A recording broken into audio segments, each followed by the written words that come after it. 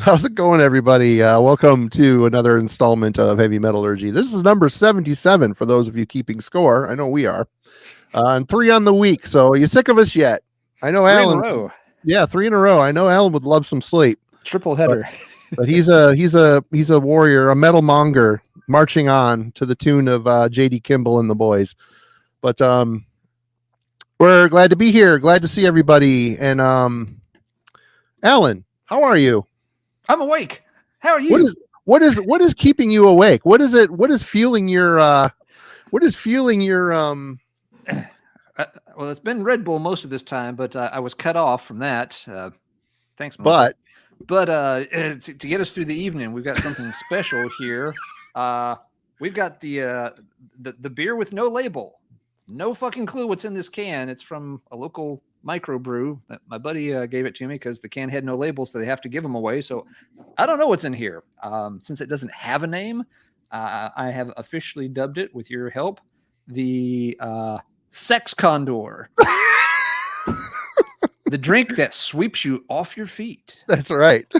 So whatever this is, whatever it was, it now has a new lease on life as the Sex Condor beer. Let's crack this open and find out what I'm drinking tonight. Let's see what kind of bouquet Sex Condor has. I'm curious. Let's see. Yeah, what does it? What aroma emanates from the Sex Condor? Okay, it's pretty fruity. Okay, I feel like I may have had this before, or at least it smells familiar. Oh yes, you have. Let's see. You do have a child after all. I am no stranger to the Sex Condor. Oh God, it tastes like baby tears and failure. Exactly. Actually, it's pretty good. I think I have had this from this brewery before. I don't remember which one it is, but no problem at all. We can snuggle down in the Condor nest and sip on this for a good long while tonight. I love it. I'm awake. Well, we're psyched to be here. Punchy, so it may be one of those nights. Perfect. We love it. Well, we've had a great week this week. It's been a lot of fun hanging out with all you fine folks in the chat section and anybody that's commented and stuff. Thank you. We really appreciate you all for being here with us. Before we get too far into this, next week programming notes. Wednesday, we have a Heavy Metallurgy album club with Perdition Temple's Sacraments of Dissension. That'll be fun. And Thursday, I do want to let everybody know that over on the Dark Path channel, 9:00 Eastern, I myself and Dennis from Analog Archives have been invited over by Matt to discuss the discography of Skinny Puppy. So cool.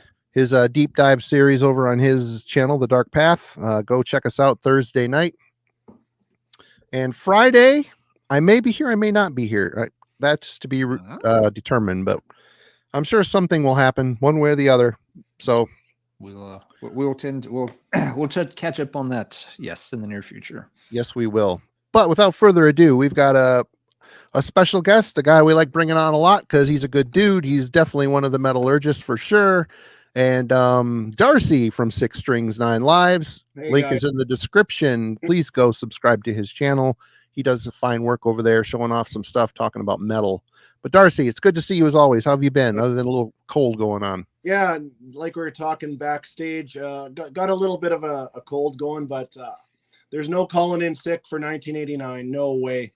I'll tough it out, that's for sure. And how are you guys? You know what I'm you awake. need? You know what you need, Darcy? You need some Sex Condor elixir to coat your throat. I hear that that helps. Mm-hmm.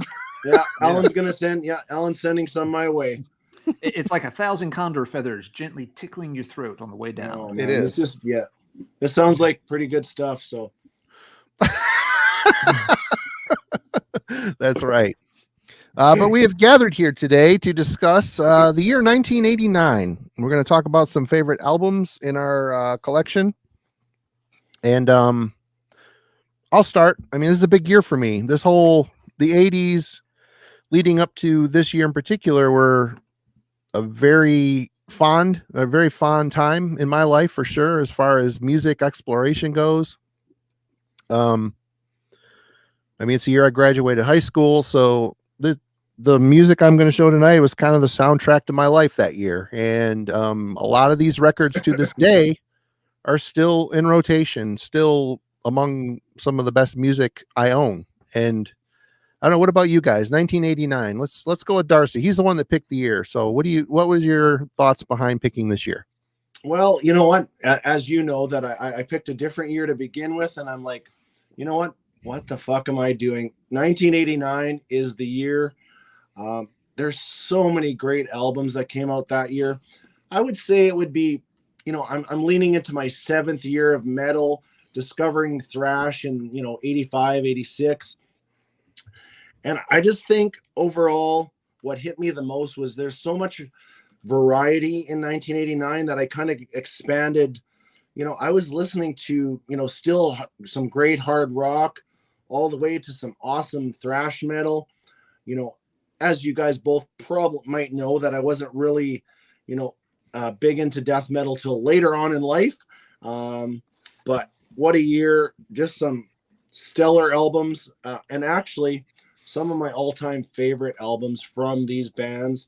And the other thing I thought about is so many of these bands are still going today, which, you know what? I never would have thought about that back in the day. I would have thought, what am I going to be listening to 35 years from now or 30 years from now? And to still be able to listen to this. And like you said, Marty, there's albums that are still in your rotation that are, they're relevant. You love listening to them and they just automatically take you back. Right. So that's I'll stop. Let Helen get on here. So how about you, Ellen? 1989. Well, in 1989, I was awake. But 89 was like early high school for me, kind of like straddling freshman, sophomore year. And so it puts me around 14-ish in age. And it was the year where I started buying heavy music for the first time. I had, heard some stuff, and listened to some stuff before that. But, this was the year I actually started going out, and buying albums, that would be, heavy metal.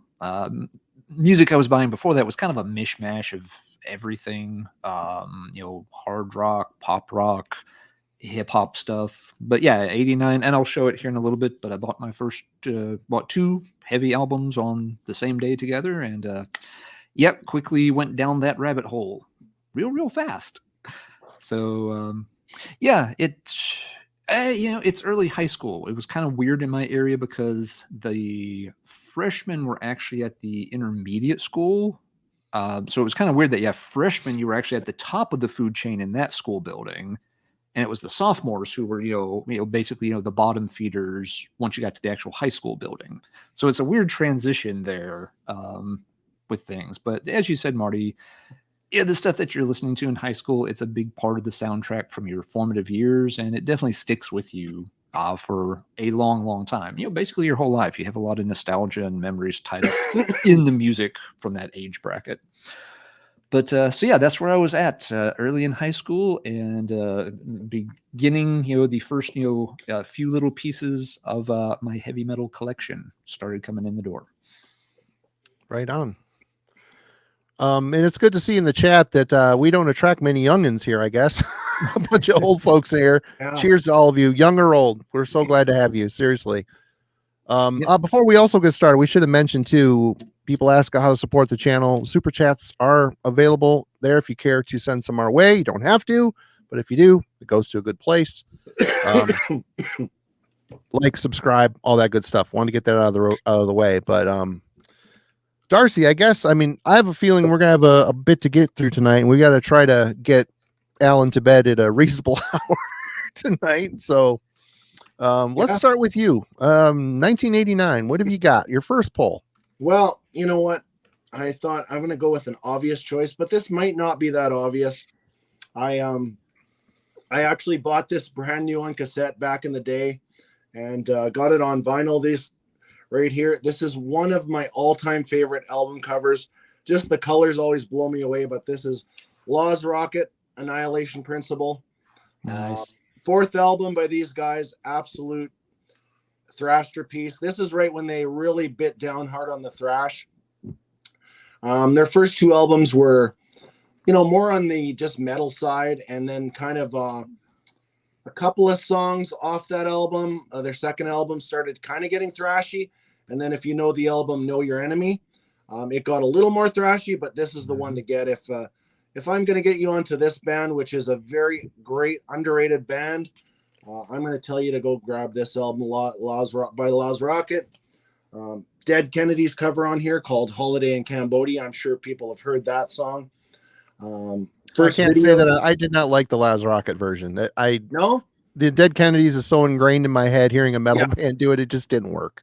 No, and for me, I didn't know the Dead Kennedys that well, so that would be the first time I've ever heard that track was on here. Fire in the Hole, great video. I think Dolph Lundgren was back in that video from like his Rocky days type of thing. But Chain of Fools, great album. And like I said, something about these colors and the artwork just grabbed me, and it was released on Enigma Records back in the day, so I still got the old cassette in my cassette bin, so that one has been with me for years. So I don't know if you guys heard this one. I don't own it. I've heard the single. They had Holiday in Cambodia was on the 12-inch, wasn't it? Yep. Yep. But that's a great pick, Darcy. I liked that one a lot. I remember seeing the video for Fire in the Hole on Headbangers Ball. And like the next day at high school, I was like bugging all my friends. I was like, does anybody have an album by this Laws Rocket band? This was so cool. And they're all looking at me like, who the fuck is that? I'm like, never mind. And so typical story, it was like another month or so before we crawled out of the sticks to a city, that had a record store.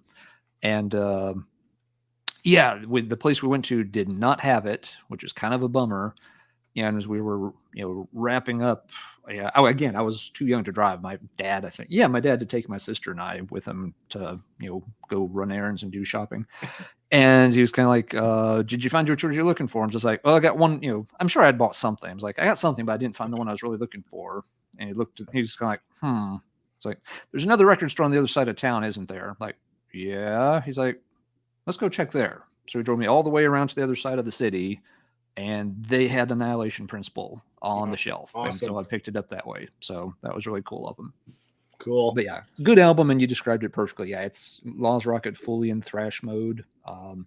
It's got kind of the cartoony cover, but I like it with the mascot and the kind of like you said, the color scheme is really cool on it. It's just got a cool, fun thrash vibe throughout. Yeah, I always found it like an underrated band, first of all, but I mean they only had 6 albums, period. But I don't know, I literally bought it because of the cover, and I loved it ever since. Mm-hmm. Yeah, I like most of the band's albums. Know Your Enemy is fine. That's the only one I have. I have that on tape. That's the only one I have by them. I like City's Gonna Burn. Like you said, Darcy, that one's not in the thrash mode at all, but it's still a really good album. I don't know if I heard anything after Annihilation Principle. Their second album, No Stranger to Danger, it's kind of a mixed bag, but it had a couple of heavier tracks on it, and you can see the signs of where they were going eventually, but not on that album fully. Yeah. I've never owned that one. I've heard it, but it's been a long time. And I remember, like you said, it being kind of a bit of hit or miss on that one, maybe. All right, Alan, your first pull for 1989. All right, I'm going to pull some odd ones. One thing that 89 and pulling albums for this, Marty, you and I chatted about this just a little bit last night. There's some interesting patterns and trends that come up with what was being released and what was not being released in 89. One thing that's not happening by 1989, the new wave of British heavy metal is completely dead and buried. That boat sailed a long time ago. There were a couple of bands from that era that were still knocking around. They had just kind of retooled their sound quite a bit. So I'm going to start with one of those. Clovenhoof released A Sultan's Ransom in 89. This band went way back into the heart of the new wave of British heavy metal, had done a few albums here and there. But by this time, they've got, a much cleaner, slicker sound. It's not power metal. It's not new wave of British heavy metal. It's not hair metal or glammy or anything either. It's just, a cleaner, a little more accessible heavy metal, but still has enough, chops to it that a fan of traditional 80s metal would be okay with it. The band never quite got over the hump over the years, but they by this point they had long since given up either the crazy pseudonyms and the elemental costumes that they had in their early days that were kind of fun on one hand and very, very cheesy on the other. But it's a still a very solid release. Again, a little more on the lighter commercial leaning side of things, but not to the point that it would ever have gotten airplay or stuff like that. They really were kind of operating in a no man's land for 1989. There's just not a lot of bands doing this stuff.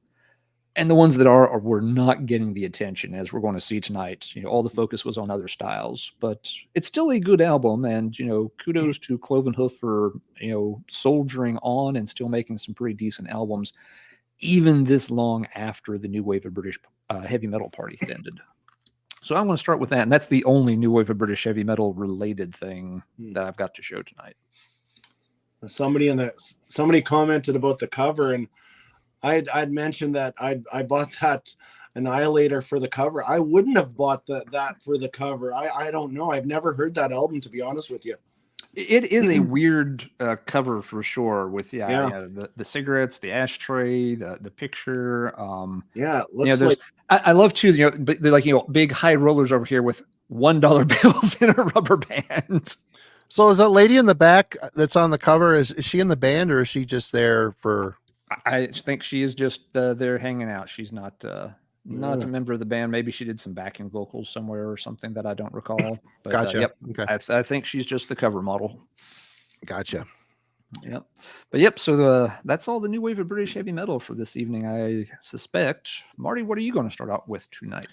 Definitely no British heavy metal in this new wave anyway. I guess I want to start off 89 by saying that, looking back, doing a little research for this and realizing that, a lot of the bands that are still putting out records in 89 have been doing it for a while. They're really hitting their stride with their releases. They're growing as bands. They're really solidifying their sounds. They're putting out really solid, amazing music. And I think 89 is full. I mean, just looking at the thumbnail that Alan put together, I mean, you've got albums that are later in the band's career that are still just as essential, because what happens a lot of times, a band has their whole life to write their first album, so their first album's typically the one everybody's like, oh, it's not as good as their first album. But you look at some of these long-standing bands, they're putting out just as good a quality as they were at the beginning. And for having said that, I'm going to start off with this one. 1989, this is probably one of the 5 albums I listened to the most and still listen to a lot. Yeah. Classic. I remember finding the tape and then getting the CD and being completely disillusioned at how bad the cover is. But man, is this album. And Alan, thank you again for buying me this OG press. It's very kind of you. It sounds great. Happy birthday, mister. Thank you. I had the reissue, but on vinyl, but I always wanted to get an OG press of it without all the bells and whistles. But I love early Creator. I think a lot of us can say the early Creator is, very important to the rise of thrash metal in Europe and stuff like that. But this is just, they honed their sound into a lethal beast. It's not sloppy or immature-ish anymore. It's just very sophisticated, aggressive, razor throat thrash. It's just solid European thrash metal. Some of the best songs they ever wrote are on this record. Mm-hmm. I mean, I would say the whole damn album is damn perfect. I mean, the way they laid out the songs, it's hit after hit after hit into the face. And top 5 favorite album for me, maybe top 10, definitely top 5 favorite album for me for sure. Again, I see this record and it takes me back to my old childhood room covered in posters and sitting in my bed reading the lyric sheet. Absolutely loving it and trying to mimic the riffs with my very shitty rudimentary guitar playing at the time, which hasn't really improved that much. So, whatever. But Creator, Extreme Aggression for me. Had to start the fun off with that one. Darcy. Yeah, absolutely awesome album. I was late to the party with Creator, but that has actually escalated to my all-time favorite Creator album. Oh yeah. I do like I love the early stuff too. Even Endless Pain. There's something good on all those albums. Coma of Souls is one of my favorites also. But yeah, definitely a great German thrasher piece. And I thought the difference between 89 in Germany and 89 in North America was there was just something a little bit edgier about Creator that actually maybe kept me away from them initially, but so glad to discover them now for sure. Yeah. You're up. I'm up. Yeah, your turn. No, okay, let's do this. Okay, so I think you guys, a couple of people might know that Overkill is my absolute favorite thrash band. I have been with these guys since 1987, since the album Taking Over. After I stole it out of my brother's room and he never ever got it back. But this is 1989. I got to show this one right away. The Years of Decay, my favorite Overkill album right here. I see you this guys is all number have 2 or 3 for me. This is 2 or 3. Yeah, up Yeah, top. Okay. Yep. Yeah, I don't know. This one just had a bit of everything. Even though albums like Under the Influence get shit on, I love that album too. I don't care. But this one is just they just got everything together, and part of it, guys, too, for sure, is the production by Terry Date. Mhm. Terry Date is he really got these guys focused, and they put out their best album, in my opinion. There's lots of really good Overkill albums, don't get me wrong, but favorite Overkill song ever is on this album, and that is Playing with Spiders, Skull Crusher. Yeah. Just slowed right down, doomy. I love Blitz's vocals. I mean, that's usually the I don't like Overkill because the vocals. That once you get past that hill, and the video for Elimination, and another one of my favorite tracks on here is called I Hate. Great song. Top to bottom, love this album. I really like Birth of Tension too. That's a good deep cut. Oh yeah. Mhm. Yeah, or Who Tends the Fire and all those. Yeah. Time to Kill, of course. Starting off with a bang. Elimination. Yep. Yeah. Evil Never Dies. Oh yeah. I really like that. It seems like the production really leaned into Blitz's the quirky characteristics of Blitz's voice. Some people hate it. I always loved it, and I like the elimination. That whole. Yeah. I mean, they leaned into that quirky, unique style of his, and what it is Overkill. That clangy bass tone and in Blitz's weird vocal style. It's a great record. Love it. Absolutely. Alan. Yep. I have to say, yep, Darcy, you stole my second favorite album of all time there. Oh shit, man. It comes in number 2 behind Really? Wowie. Keeper of the Seven Keys Part 1. Yes. Yeah, right on. Man, my favorite Overkill is Feel the Fire. Will and always have. It is been, a always will be. strong second place. Absolutely. Yes. Yeah. And because of that little line right there, the record store would not sell me The Years of Decay. And Crazy.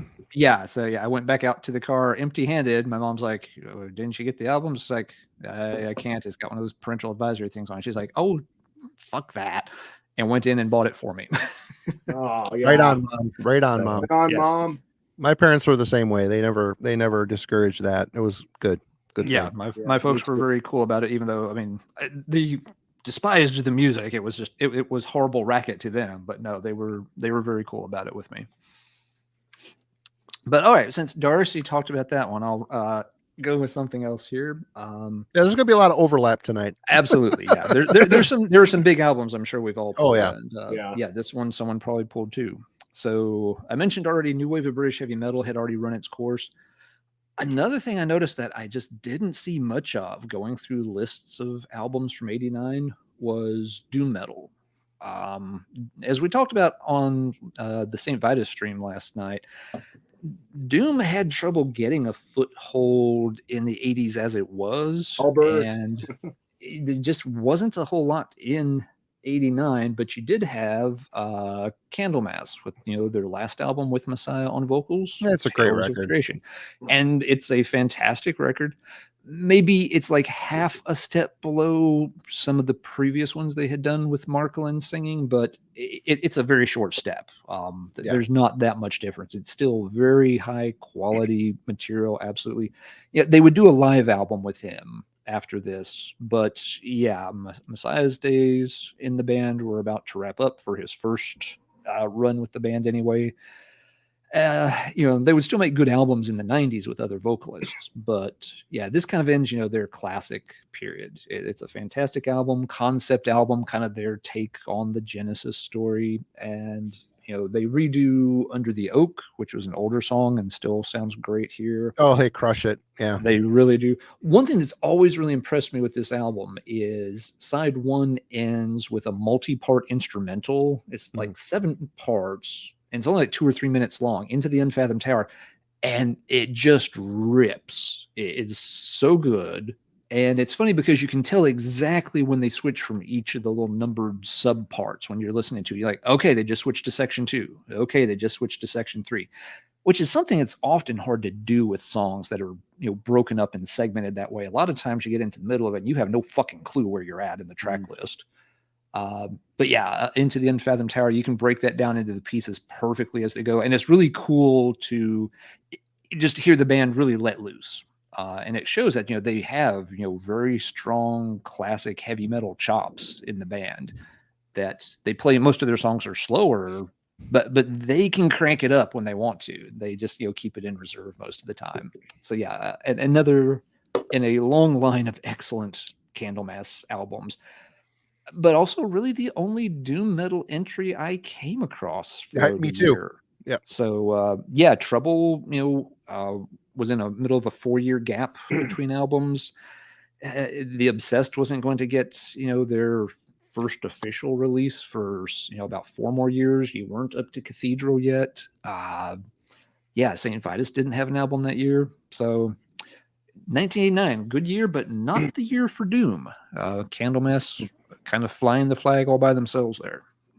I will say one thing that should be mentioned about that record that I don't know a lot of people think about, but when we did that Candlemass dive, I listened to that album a great handful of times, and Nightfall, Ancient Dreams, and then that record, all 3 of those records sound sonically really good, but that album in particular, there's just something about the guitars, saturation, the way all the pieces fit together. It just sounds so perfectly recorded to me.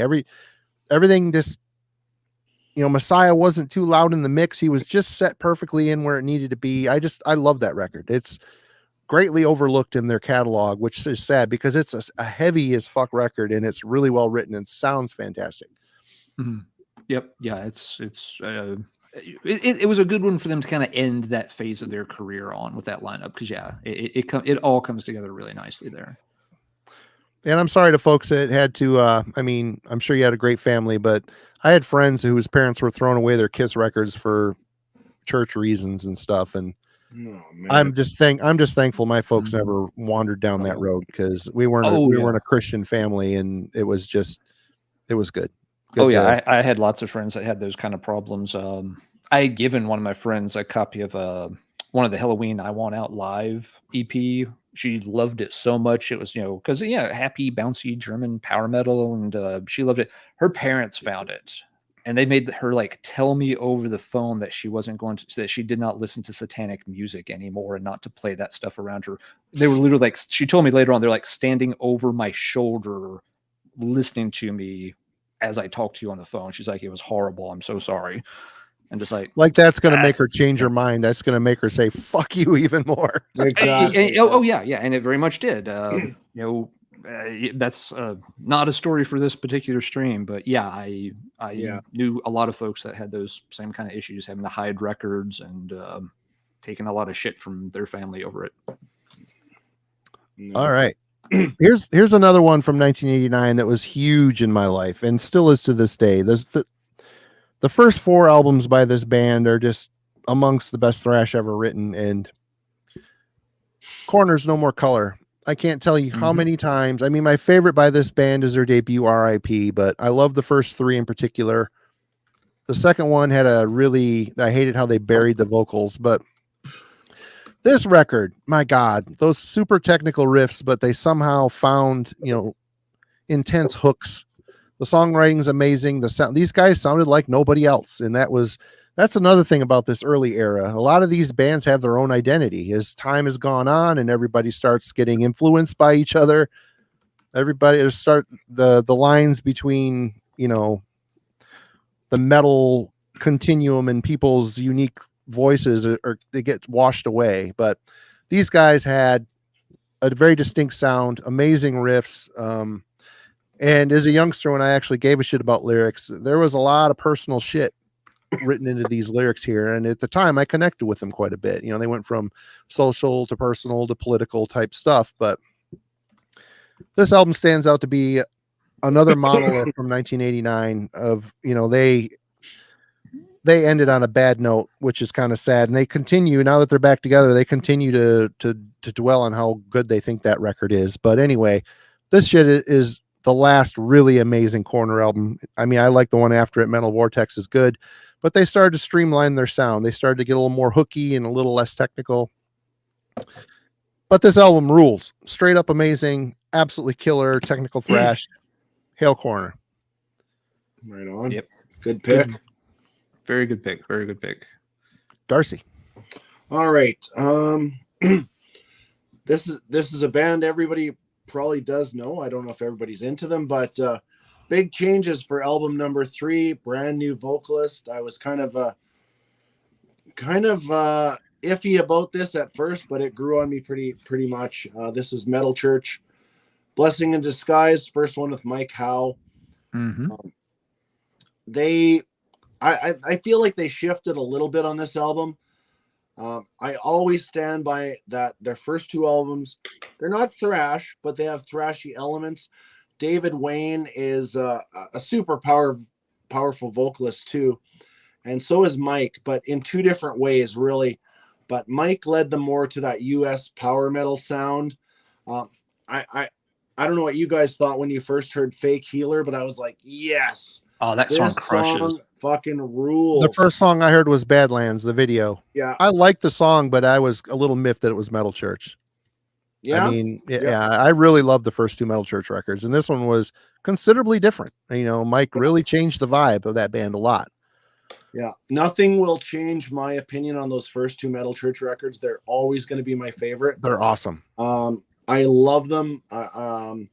But I embrace this period because this album, there's some great tracks on here. Anthem to the Estranged. What else? The Powers That Be, It's a Secret. But Fake Healer, I absolutely love that song. Yeah. Even the Rest in Pieces is a song about the Titanic. Badlands, I really like that song too. But if you kind of missed the boat on the Mike Howe stuff, I mean, even the next album after this, The Human Factor, super underrated album. Uh-huh. You know what? Rest in peace to both those guys. They were both fantastic. Yeah. vocalists, but Terrible losses. and the thing here, people don't realize that, the main guy isn't even in the band. There isn't even one of these guys left in this band, because even at this point, Kurt Vanderhoof, he pretty much was still steering the ship as the 6th member. He just didn't want to tour at the time. Yep. So basically, how Megadeth is basically Mustaine. Vanderhoof is Metal Church, and heard True. some news that they found another vocalist and they are going to good. record an album, and that should be out in the first half of 2023. So, Their last 2 albums are really good. yeah, with Their Mike. last album in particular, there's some great fucking songs on it. I really liked it. I listened to it a lot when it came out.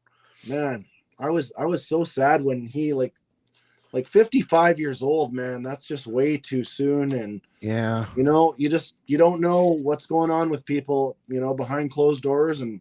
But whatever. Rest in peace, Mike Howe. Cheers to that. Alan. Yep. Yeah, that's a good pick, Darcy. And yes, Fake Healer is the song. That song just crushes. All right. Well, other stuff is going on in metal in '89. These are still peak hair metal years. The next one I want to show isn't quite hair metal. It's more of a rock band, but this was their most metal album. And it's one of those first two heavy items that I actually bought myself. It's the Cult Not the Sonic one I thought Temple. you were going to show, because the one you're going to show is in the list. We'll might get to that one. Yeah, a little bit later.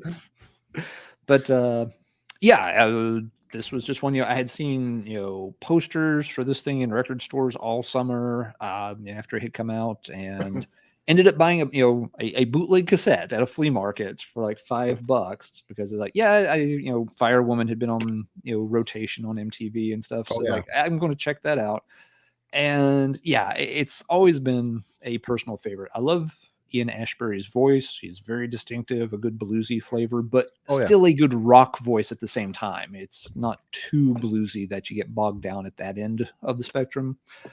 And the Cult albums, they each kind of have their own personality a bit. And this is their metal album or their attempt, at a metal album, but really good track list overall. Starts out great with Sun King and Firewoman. American Horse is really good. Sweet Soul Sister, just a really good batch of songs. I realize this isn't going to appeal to, folks at, the other extreme of the heavy spectrum, but this was the kind of thing that was insanely popular in 89. This was getting, tons of attention, sales through the roof, tons of rotation on MTV. These were the bands, that, most people, like in high school would be paying attention to and know something about. And this album has stood the test of time. I still take this out and play it on a semi-regular basis, even though I've owned it for, good Lord, 33 years now. That's a thing. Can't go. Some of the Cults albums are better than others, but this one in particular is a gem. So if you've never checked them out and just want some good heavy rock music, there you go. The Cults. That is an awesome choice, man. I'm glad you approved, Darcy, because I'm not sure how some folks will react to that one, but it's my party. I'm awake and I'll cry if I want to. But you got to say too that Bob Rock was a big factor in that album too. Yes, That kind of put him on the map, like the big map. So, yeah, great choice. I do want to comment on this comment because it's pretty damn funny. Mark Green says, I saw Kurt Vanderhoof today at the grocery store where I work. Funny. Yesterday we covered that is awesome. We covered St. Vitus in the album club, and someone posted, we were talking about Trouble. Someone posted in the comments yesterday that they ran into Bruce Franklin at the grocery store that day, the same day of that stream. So, I mean, I don't know what the hell's going on here, but everybody go to your local grocery store tomorrow. You might find King Diamond or Milla shopping for, vittles. So have your cell phone ready for to go into paparazzi mode on them. That always ends well. All right, let's see here. Where am I going? I'm going to keep it European for a minute. Technical Thrash. The writing was on the wall for Thrash in 89. It wasn't dead yet. There's still some great shit coming out, but Technical Thrash had really found its heartbeat, I think, during the later 80s. And here's another one. Death Row's Deception Ignored. This is another one of my favorite albums of all time. This is my favorite of the Death Row albums. This album has got a million riffs on it, and they somehow concoct them into songs that go somewhere and mean something. I mean, you start working with really overly technical riffs and not recalling a lot of them in a song, things get a little scattered and hard to listen to. I would say middle era Dark Angel is a prime example. People will be throwing shit at me for saying that. I like Dark Angel, but when they started writing a million riffs and not really worrying about songs too much, it kind of bugged me. This here, they somehow found that cohesion between technicality and memorable songwriting. Very German sounding. I just love this band. Love the band. Love everything they did leading up to it. Even their Life Beyond album that they did at the end was solid. It's tough to follow up an album this complex, but they did it and it was okay. But this album is exceptional. I know I've talked about this a lot on this channel. It's just a fun favorite of mine for sure, but super technical thrash with a very sharp, clean production. Is this a Harris Johns?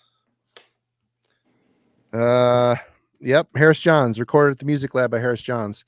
So it's clean, but everything sits really well together. It's just a well-considered album. I don't know if it got a lot of love back in the day. I don't remember seeing a ton of press about Death Row, to be honest with you, but I sure as fuck loved them. And I got to thank Noise Records for, once again, even though they treated people like shit, they put out some amazing stuff. But anyway, yeah, Darcy, you're back. All right. Let me see. 1, 2. There's probably about 4 or 5 of these albums that never left my vehicle in 1989. Never. And here's one of them. Testament, Practice What You Preach. Oh, you got, okay, good. All right. So Testament's third album.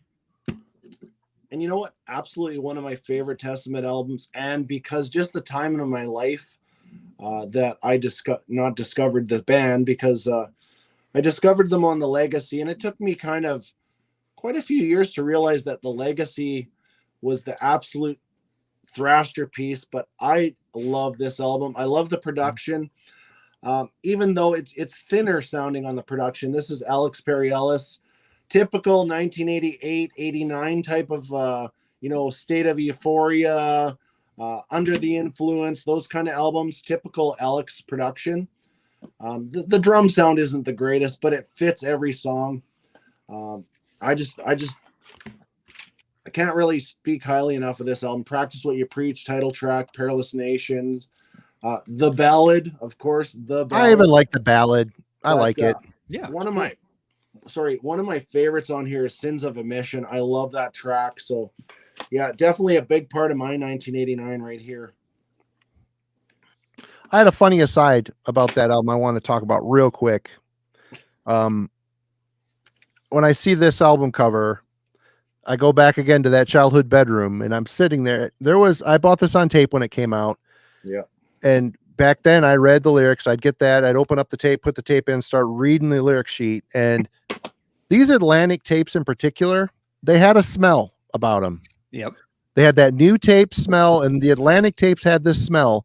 And I look at this, and that smell comes back into my head. So it was like not only the sight and the sound of it, but also the smell of it. I mean, this is a pure nostalgia album for those 3 sentences in particular, which is fucking weird to say, but I don't know. There's just some weird, like I said, I look at it and I know what this album has a smell to me, and it smells like that new tape smell. And it's just a weird fucking nostalgia trigger in my head, but I connect it with this record and a lot of fond memories of this record. I don't listen to it as much these days, but I put it on. I still love it. And the sound of it, the songs, I mean, it's a very crisp sound, that clangy, slightly affected bass tone. Greg Christensen, was that his name? Yep. Yeah. Greg Christian. Yeah. Mm-hmm. They were kind of pioneering the scratch and sniff technology without even knowing it back in the day. Yeah. I'm glad porno never figured that out. We'll just say that. Anyway, next. Yeah, good pick. Alan. Yeah, that's a great pick, Darcy. I love that album too. It's one that sometimes gets shit on a little bit in the Testament catalog, and I've never understood why. I think it's much better than the New Order, and it does not deserve the hate that sometimes gets thrown at it. I don't care that they were getting bigger and on a big label. They put out a damn good album. They did. Yeah, and they were in a good trajectory for getting big too, and they did it in all the right ways, and they never did it by selling out. I mean, they remained Testament from start to finish. Not that they're not finished yet, but we've talked about Testament on one of the album club deep dives, and they definitely have become the long-standing statesman for U.S. thrash metal, and that's one of the interesting things. Following up on your comment from earlier, Marty. We've got some good thrash albums to show tonight, but there's some things that you're going to notice we don't have to show. There is no 1989 album from any of the big 4 U.S. thrash bands. Yep. They had all either released something the year before, or it would be another year before or two before they'd get the next album out. Creator and Sodom, I think, both have albums in 89. So you get a couple of the German ones release something. But yeah, what you also see, what I noticed scanning through the lists for 1989 is a lot of the thrash coming out, there's no other way to say it. There's a lot of second tier thrash coming out. Even though a lot of the albums are good, They are the bands that came out after thrash was already kind of, up and running and popular. They're definitely second wave bands. Metallica and Slayer and those bands, they were inspired by Judas Priest and new wave of British heavy metal. But then you get to things, your Intruders and, things like that. They were inspired by Metallica and Slayer. They came later. So I think you're exactly right, Marty. Nobody knew it at the time, but 1989 was a year where thrash was put on notice. It's like your scene is getting extremely crowded. None of your, biggest statesmen are actually releasing anything this year. They're out on tour. I mean, it's not like, they're invisible or anything, but you don't have anything come out from, the four big boys. You still get some top-notch albums like Years of Decay and Practice What You Preach, but something else was happening that was really going to basically take thrash's place in the underground, and that was death metal. A lot of death metal bands are either putting out their first or their second album in 1989. It's a big year for death, so we'll start with one of those here. Slowly We Rot. Classic album. Thrash, was often about, speeding it up. How fast can you play? How much double bass can you get? Some of these death metal bands are not afraid to, gear it back down and make it really slow and dirty. And of course, John Tardy's, just puked out vocals really kind of freaked people out. They're just, nobody had really heard somebody sing like this, and everybody was using the word sing very, very loosely for what he was doing. It was opening the gates to something very, very different when people started to check out things like Slowly We Rot. I'm sure we're going to see some more examples of 1989 death metal, and that genre, they were really planting their flag in 1989. You didn't know it at the time. A lot of time, and even these bands didn't know it. A lot of them thought, yeah, we'll make one album, have some fun, whatever. And they didn't know it was going to become, a worldwide phenomenon we'd still be talking about decades later. But, in hindsight, yes, there was a changing of the guard starting to happen in 89.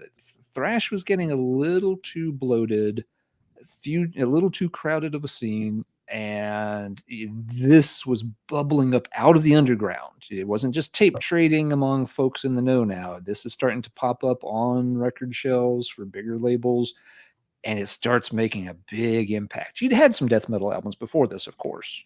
Death had already put out 2 albums and other bands, but 89 is where you really start to see the scene expand and become very visible to a wider fan base. And I love that fucking Obituary album. That's just slow, crazy. I know a lot of people like Cause of Death better, and that's a great album too. But that didn't come out in 1989, so I ain't talking about that tonight because I'm awake and I'm talking about the right albums, the ones that did come out in 1989.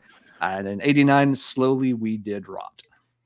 Hey, Celtic Frosty, thank you so much for the $20, man. Really appreciate it. Frosty, You're so too cool, kind. Man. That's awesome. Thank too you so kind. much. Thank you. All right. Yep, Marty, I'm going to take me another drink of if anyone came in late, I'm going to go grab Sex one. Condor tonight. I'll grab one. Darcy's going to go grab a Sex Condor too. He wishes he could grab a Sex Condor. I've got my hand firmly wrapped around the Sex Condor right now. I want to take a long, cool drink. It's a miniature bird of prey he carries around with him. Everybody. It's not the size of the bird; it's how hard it pecks. It's how sharp its talons are. That's more of a cat thing. I'll work on that. All right. While I work on that, and while Marty and while Darcy gets a drink, Marty, what else do you got from 1989? I'm going to, before I start my transition over to the heavier stuff, I'm going to stick in the thrash lane, get those out of the way. But another huge thrash album for me. Well, there's a bunch here, to be honest. But oh yeah, Sabbath, Dreamweaver. Oh yeah. Oh, perfect. I love the debut, but there was just something about this record, even though all the words in the English dictionary are shoehorned into this record somehow. This album still slays me. I can't believe he took such a novel of lyrics and made them work on this music. The music's fantastic. The band progressed quite a bit. Their music got a little bit more complex, but maintaining a very mystical quality to it. I mean, I love the cover art on this thing. Absolutely killer. It really sizes up what's contained on the record. Even the band photos and the layout on the back. It's just the whole package all the way around is perfect. And the band petered out bad after this. Martin left the band and they got another singer and they put out Morning is Broken, and it is not a very good record. And I got this at a record show before the big vinyl resurgence for $10. Yeah. Nice. In mint shape. There's no way in hell this record is going, and it's a gold stamp promo, which I don't know why that's a big deal in record collecting circles, because if it's a promo, typically the records are abused a bit more because they're in rotations, but people make a big deal out of them. I don't know. But anyway, love this record. Love this band. Yeah. What were you I've saying? noticed the promo thing tends to be a bigger deal for some older genres of music. I don't see a lot of metal fans give a shit one way or the other. Yeah, I don't like the promo. But for some, you're right, Marty. For some, like the stuff my dad collects, 50s and 60s pop, rock, R&B, doo-wop stuff. The promo copies will fetch a premium. One thing about those, the promos often the center labels are a different color. They're usually white with black print and maybe a slightly different design. So there's something that distinguishes them a little bit more than just having an extra stamp on the cover. But yeah, in those genres, there's a big price difference. In heavy metal, I've never paid anything extra for one. And it doesn't seem to be as much a thing in our genre. On the other hand, I'm sorry to rant for a minute. Metal fans are notoriously picky for condition compared to other genres. The corner cuts, that you have, when things were put in the sale bin, if it's got the little saw mark. A ton of metal collectors really knock the value down on those compared to a cover that doesn't have it. And if you look at other styles like prog and psych, they couldn't care less. It's no big deal to them at all. I'm sure there's exceptions, but many prog and psych collectors, they do not care if there's a cut corner or a hole punch. Whereas metal collectors, they act like you've taken your wang and rubbed it all over the cover or left your sex condor markings on it or something. Hence the new album smell. That's what this Atlantic tapes smell like. Ode de Balzac. Yep. But plastic and balls. Yep. Some random observations there on the quirks and foibles of metal collectors. We don't like promos, but we really fucking hate saw marks. No, I was just gonna say though, Marty, you were saying you always read along with the lyrics, and we all did that. But man, if you were trying to read along with Martin on this album, you'd have to be at the top of your game, man. That guy spit out so many words. Oh. He has such like a stately way of presenting the vocals. I mean, very just like it's just like it's very fast and rapid fire, but very stately, like very confident in his ability. It's very cool. Oh yeah. But no, you're right, Darcy. I've tried reading along to Sabbath albums, and my eyes just go cross after a while. See, and I love History of a Time to Come too. I love that. That one is even more chaotic than this one. Yep, but more satanic. Yeah, a bit more. Yep, satanic. All right, you're up, sir. All right. Well, I'm gonna go with some Black Sabbath, some Tony Martin era Black Sabbath. Oh, somebody was asking for it in the chat a little bit. Ryan, yes. It. Yep. Well, you know what? I'm a bigger fan than you think of the Tony Martin era. There are some great albums, and I like Convert. I like it too. They sometimes just get sloughed off because the one before this, The Eternal Idol, is that what it was? Yeah. The one with the song The Shining on it is so good, but this is an underrated album, one of the best with Tony Martin on it. And check out the tracks. The title track, Headless Cross, that's all you need. Devil and Daughter, Call of the Wild. I've loved this album ever since. Well, probably not quite 1989, but I bought it shortly after, and I just hope they give the Tony Martin era a little bit of a reissue treatment. Get them out there, because some of these albums stand up right there with Ozzy and Dio any day. Hey, Darcy. somewhere right now, Sharon Osbourne is putting your name on a list. Okay. Yeah. If you start hearing knocks on the door in the middle of the night, don't open it. The I'm not alive list. Okay. No problem. You're going to open up your door and find a copy of Dr. Feelgood laying on the steps, and it's there to send a message. All right, Sex Condor Steel is up next. And don't forget Nightwing. Nightwing's a killer track on that. Hey, 668 Neighbor of the Beast. Thank you so much. I really appreciate it. Thank you guys rule. guys. Thank you so much. Yes. Helps I out a love bunch. that handle too. That is a very fun online handle because you're like 668. Why 68? Oh, I get it. Jokes. I get it. I'm awake. Yeah. Thank you so much. Yeah, he's a good dude. Very cool. All right.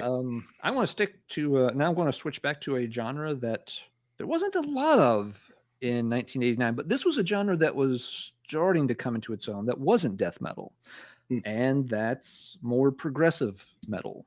You know, there'd always been bands, you know, tinkering with progressive sounds. And in 89, you're starting to see that take root in a few different bands' directions. I'm going to be interested to see if y'all pull some things later, so I'm not going to name drop too many right now. But the one I want to go ahead and show is Sabotage, Gutter Ballet. Good album. One, it's a very good album. It's one that's better than the sum of its parts. You know, there's a couple of songs on here that are a little clunky, but this is where Sabotage really, you know, they embrace, you know, the Paul O'Neill philosophy and, you know, kind of step away from the traditional metal they'd been playing, which they excelled at. You know, they had just released one of their best albums, Hall of the Mountain King. But yeah, here they start to go in a different direction, but it works very, very well. It's one of those rare cases of a band sort of reinventing themselves, and both iterations are actually extremely good. They're starting to get some songs that have that big Broadway, you know, story presentation to them. And of course, this, you know, they would go full blown in that direction once they got, you know, to Streets a couple of years after this, and then moving on through the 90s. Yeah, this album still has a couple of songs that are just ragers, like, well, Of Rage and War. You know, Hounds is a very slow, doomy one. The bonus track, Thorazine Shuffle, falls in that camp. It's probably my least favorite song on the album, though, to be honest. It just, it's a little too repetitive. But yeah, then you also have things like, you know, When the Crowds Are Gone and Summer's Rain and the title track, where they're really starting to develop, you know, this ability to put together, you know, these big, you know, just, you know, epic, you know, stage presentation type songs.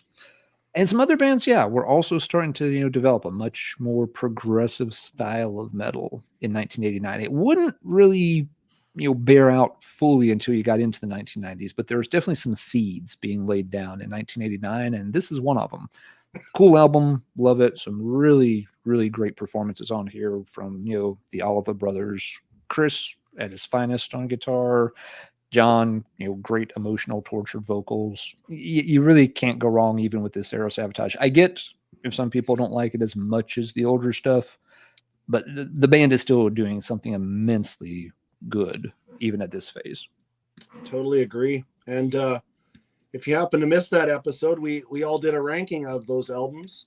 Yes, we did. I think that was the first time we had you on, wasn't it, Darcy? Yeah, it was. And that was a great episode too. And yeah, good choice, Alan. Thank you. That episode, hearing Alan's very passionate description of Streets made me go back to that record and fall completely in love with it. I finally heard it. That's cool. I heard it after, you know, him giving me the layup on that. When I heard it and liked it, it was okay. But actually hearing his thoughts on it and going back and spinning it and processing it a little differently, it really did connect. And did I send you that one? You sent me that on CD. Okay. Yes. Yep. Okay, good. Okay. Thank you so much. Awesome. All right, Barty, I want to pass to you and mute my microphone while I call for a minute. All right. Well, this isn't necessarily thrash. This is the only real traditional metal album I've got in the stack, but it's a big one. King Diamond's Conspiracy. These years, I mean, I still am a huge King Diamond fan, but I mean, everything he put out was golden grams back then.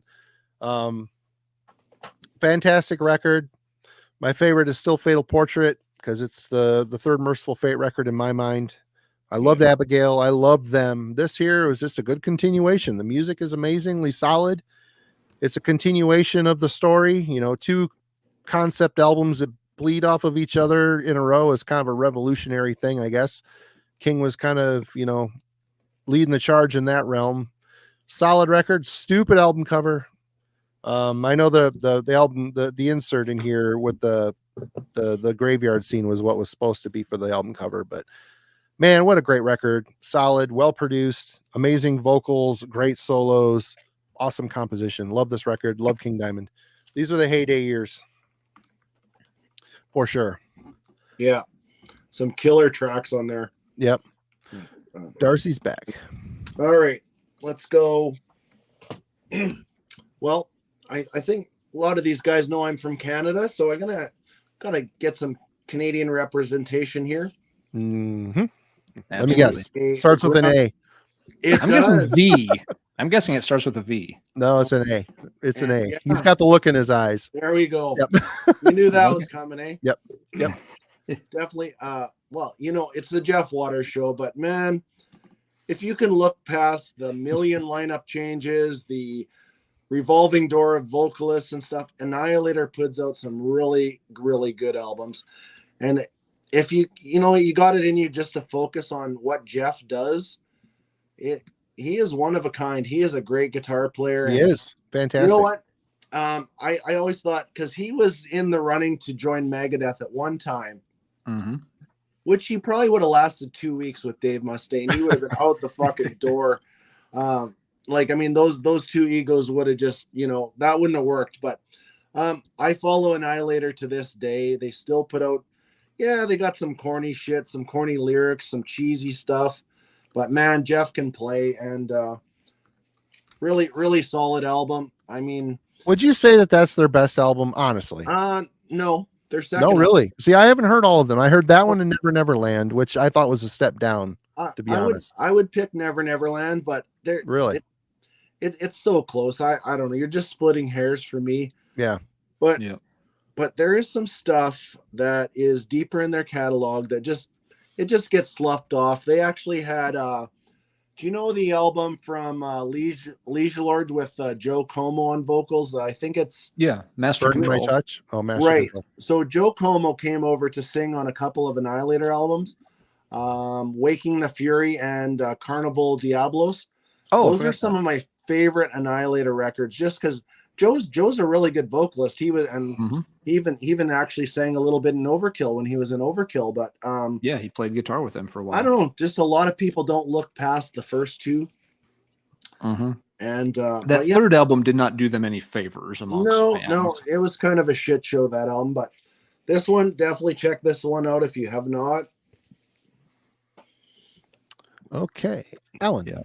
Yeah, another good choice, Darcy. And I'm with you. I think most people do pick Alice in Hell as their favorite, but I would also go for Never Neverland. I like that one a little bit better. I like that one. I hadn't spent as much time with it, but it didn't really floor me like that one did. Let's see. All right, let's do it. Gotta show it sometime, and I need some good albums to come after it, so I can redeem myself. As I mentioned, it's funny. We talked earlier, Thrash was very, very popular in '89, but we're also seeing, an awful lot of the second tier Thrash. Not quite as much of the first tier Thrash as you would have seen just 2 or 3 years earlier. I think you can say the same things about, the hair metal / glam metal scene. It's still insanely popular in 1989. But a lot of the biggest albums are already in the past. You're already a couple of years removed from Hysteria and Appetite for Destruction and Open Up and Say Ah. All that stuff is already kind of done its thing. And you still have a couple of big albums that come out in '89, but it's it's a very bloated field at this point. Everyone and their brother is putting on pants that are way too tight and, trying to get a, song on MTV singing about a girl, a car, or a girl in a car. Dr. Feelgood's the big album for the year for this style. I'm not going to show it, and I don't think I'm ruining anything for either of you. Hopefully not. But yeah, you're getting a lot of sort of the smaller bands are vying for attention, and that's never the best sign of a really healthy scene. And of course, within just another 2 or 3 years, all this stuff is going to be completely swept away once Pearl Jam and Nirvana come out and reinvent popular music. But before that would happen, one album would come out, one man with a vision that would change the hair metal universe. Well, not really, but Not really. but would steal my heart anyway. Danger gets their self-titled album out in '89, and Ted Poley writes the book on how to do hair metal right. I have fashioned my lifestyle and personal philosophy after his teachings, and the album must be shown. And fuck the haters. Naughty Naughty got a little bit of video play on MTV for a while. They didn't conquer the world, sadly. They did get open for Kiss for a period of time. Naughty. Let's get naughty. Naughty. Oh yeah. Got the sex contour right here. All the naughty you can handle. One full pint of naughty.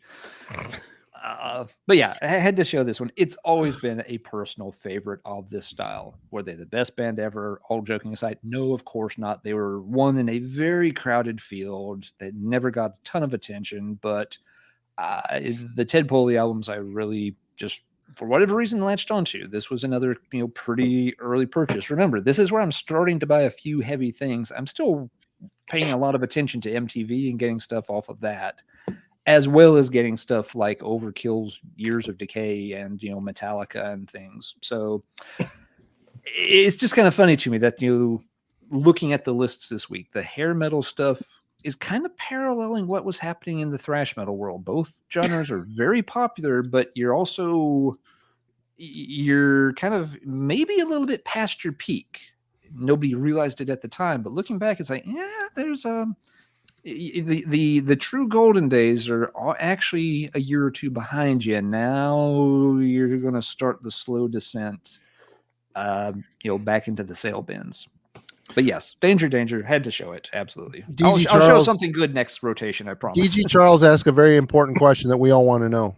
Okay. Please tell me all their song names were repeated words. They do have Bang Bang as well as Naughty Naughty on and Danger album by Danger. So yes, you can hear Naughty Naughty and Bang Bang on Danger by Danger. That's as far as it goes. That's awesome. They wanted to do the whole fucking album that way. They just couldn't pull the trigger. Yeah. They were when Ted, in his infinite wisdom, reined it in a little bit there, and didn't let it go too far down that track. All right, Marty, redeem us while I work on the sex condor here. Oh, was there ever a better Christian band name than Believer? Really? Probably, yeah. I mean that just sizes up what they're all about pretty much perfectly. Obviously, this is a radio promo that's got the call sign written all over it, which is a goddamn bummer. But I love the crap out of this record. I listen to it a lot. These are one of the guys. This is one of the bands in that whole scene. There were some good bands in the Christian scene, but they were kind of few and far between at this point. These guys were just really good, solid thrash. And you could say this is second, third tier thrash, but it's really solid. I really liked it. Super cool. My favorite by them for sure. Super cool cover. Extraction from Mortality. Awesome. I don't have a whole lot to say about it other than it's a really good thrash album. Not a lot of people talk about it. I think people typically gravitate to like Dimensions or Sanity Obscure, but good record. Love it. Yeah. Bought that on tape from a Christian bookstore back in the day because I heard there was metal tapes in there. Yep. Yeah. They would do better ones later on, but yeah, they were definitely one of the better of the Christian metal bands. Yeah. I've never heard that album, to be honest with you. That's good. I haven't heard it in ages. I got it in my notes. All right. Darcy. All right. I'm going to go and say this is the last great Wasp album. Okay, not good. They put some good albums out there, so I don't want anybody freaking out. But this is the last great album, The Headless Children.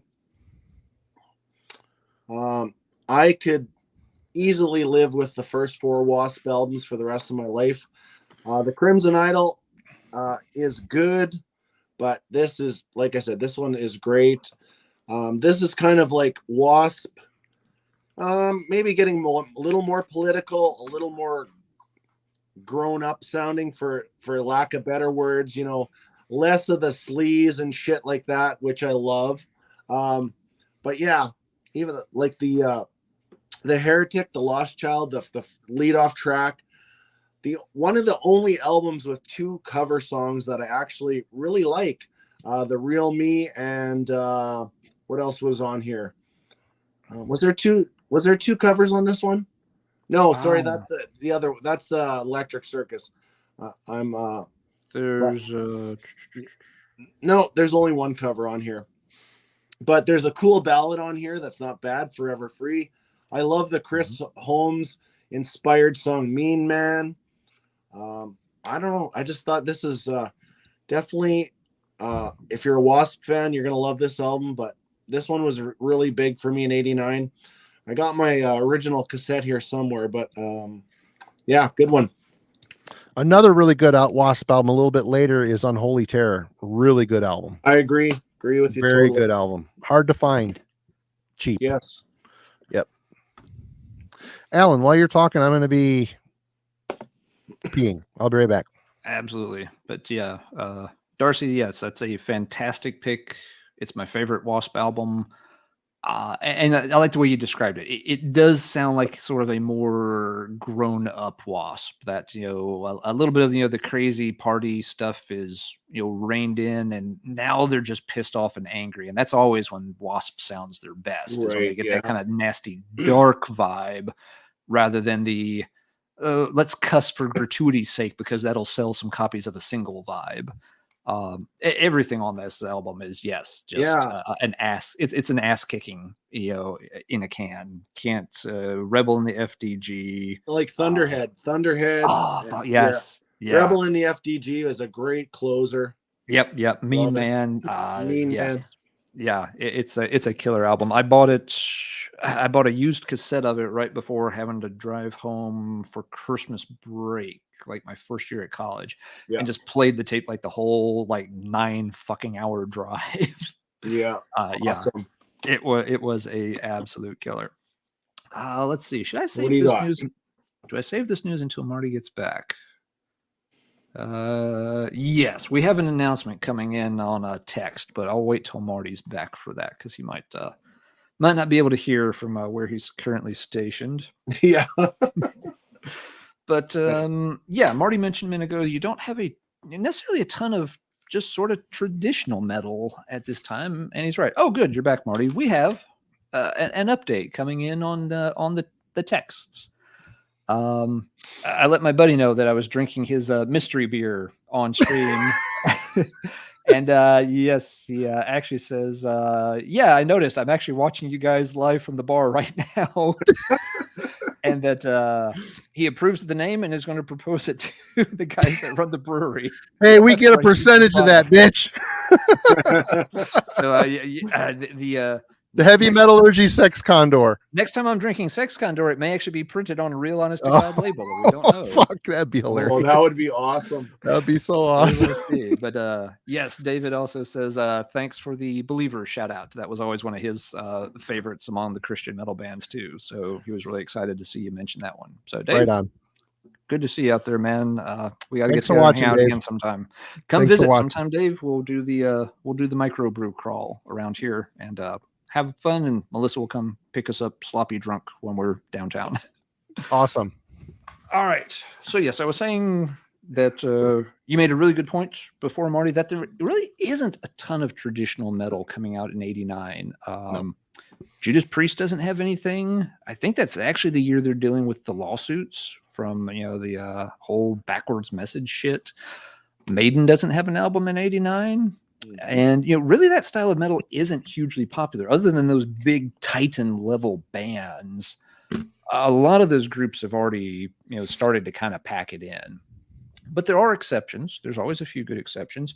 And one of them is a little German band that enjoyed, sailing the high seas and walking the plank.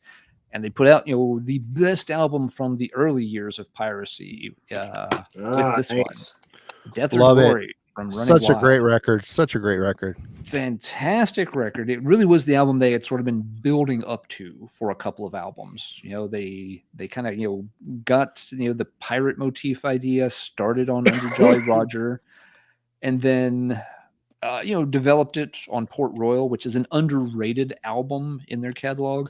But yeah, this album's where it all really falls into place, and they just deliver a classic with, German power speed metal here. The album did pretty well at the time. The band, of course, didn't tour in the US. They'd already burned those bridges or walked that plank or, flibbered those gibbets. Insert your nautical joke here, whichever one you like. But yeah, this is, if it weren't for Black Hand In, it'd probably be the best album in their catalog. But I think I'd have to take Black Hand In over this one. The band is great, and this starts a long run of excellent albums. There's really, and again, actually, you can extend it backwards. There's absolutely nothing wrong with Port Royal or Under Jolly Roger, but this is where they really feel like now they're firing on all 8 cylinders. And this would continue into Blazing Stone and Pile of Skulls and Black Hand In, and they'd have an incredible run in the 90s. And it was just a shame not a lot of people paid attention to it. That they were always just under the surface, doing well in other markets. And in the US, no bands in the style would do well moving forward. But you did still get a few gems here and there in the traditional metal styles, and Running Wild delivered one of their best. Agreed. Darcy. All right. Yeah. Marty. Oh shit! I'm still reeling from the potential of heavy metallurgy sex condor beer. As you should be. As you should be. It's heady. It's heady stuff. We may have invented a brand here. We may have. I gotta say to Alan back. Did anybody give a shit about pirate metal? Nobody even labeled it back then. Mm-mm. And No, not really. You know what? I tell people, you know what? Get over it. It's fucking metal, okay? Yeah. It's speed metal. It's great. You know what? I was thinking Tankard. Is that beer metal? Like, you know what I mean? It's just like, yeah, it is now. Whatever. But great pick, anyways. Yeah, no, that's a good point, Darcy, because another thing is too, it's not like every song is about pirates. You've got just a lot of generic badass songs. Bad to the Bone, Renegade, Evolution, Highland Glory. That's nothing to do with pirates. There are some pirate ones, but they're also really damn good ones. You got Battle of Waterloo. Running Wild songs are first and foremost, they're historical songs. Absolutely. Even a lot of the pirate ones, are a historical character or a historical ship or a historical battle. It's not the Ailstone bullshit of, let's drink rum and bounce around a rubber duck. Ailstorm's fun for what they are, don't get me wrong. But they're a very one-note, they're a one-trick pony. It's 100%. Like, here's a song about rum. What are we going to play next? Let's play a song about rum. It's fun, but it wears itself out real fast. Running Wild covers a lot of different things. They do Native American history. They do European history. And a lot of their stuff just boils down to basic songs about, freedom. Their early stuff has a strong political message to it. Fight the system, down with the man. Ailstorm's got a fucking rubber duck. Don't put Running Wild in the same, dinghy as Running Wild is what I'm saying. Exactly. That shit will not fly. We will not fly that flag here at Heavy Metallurgy. Hell no. I'm awake. I'm awake. Celtic Frosty, I think, nailed the marketing slogan. Sex Condor contains 0% dolphins. Stay metal. Dave, I hope you're taking notes, man. We're giving you some fucking home runs here. What if, though, hear me out. What if the metal sex condor, I'm picturing something like, a Judas Priest album cover here. What if before it's, shot down with a Laws rocket and bottled, what if it had swooped down and eaten a dolphin whole? In that case, it would contain some % dolphin. Is that allowed, or do we have to de-dolphin the condor before we bottle it? D Dolphin. Well, it's best for all the people that are out to save the dolphins to not even say that. Well, you can't save every dolphin. Condor's got to eat too, Here's another good one. Sex condor, endangered but dangerous. You fuckers are hilarious. Thank you so much. That's a good one. awesome. I like that. I love it. All right, All right. we're running a little wild here, but so Marty, steer us back on course. All right, everybody in the chat's clamoring for it. It's in my pile, so I'm going to show it. I've been showing Tech Thrash. Let's go with Watchtowers, Control, and Resistance. Yeah. Yep. The insane brainchild of one Ron Jarzombek, insane technically charged guitar player. This album is immense. It's insane. It's super technical, somewhat catchy. Alan Tecchio's vocals kind of give it a bit of a, this is Tech Thrash, but his vocal performance kind of gives it a bit of a glam presence, which honestly, when I got this on tape back in the day when it came out, it kind of threw me for a loop. I wasn't expecting that, but the supreme technicality of this record won me over quickly. And I like his voice. He also went on to be in the band Dangerous Toys. I think that was probably his bigger moneymaker than Watchtower was, but that was McMaster. Oh, was it? Yeah, McMaster was on the first Watchtower album. Oh, fuck. Right on. I got my shit. Oh, Alan Tecchio was in Hades. There you go. Okay. Yeah. There you go. The New York or New Jersey band Hades. I got my wires crossed there. Sorry. No but Controlled Resistance, excellent Tech Thrash. Is it as good as this? Probably not. Is it as good as Death Row? Musically, maybe, but I still prefer the Death Row. But really good American Tech Thrash. They were throwing their hat in the ring in the genre as well. I listened to this a lot when I was younger as well. Yeah, Darcy. Is that the one with sorry, I was for a leak. Is that the one with Jason McMaster on vocals? No, this is Alan Tecchio. Yeah, McMaster was on Energetic Disassembly. By this this is time, their second. I think the first Dangerous Toys album came out in '89. I didn't pull it because it did. Yet Dangerous Toys debut is an '89 release. So thanks for confirming that, Mark. Yep, Hades. I got my wires crossed. Yeah, that album's on my list. I don't own that album, but it is on my list. All right, you're up, Darcy. All right.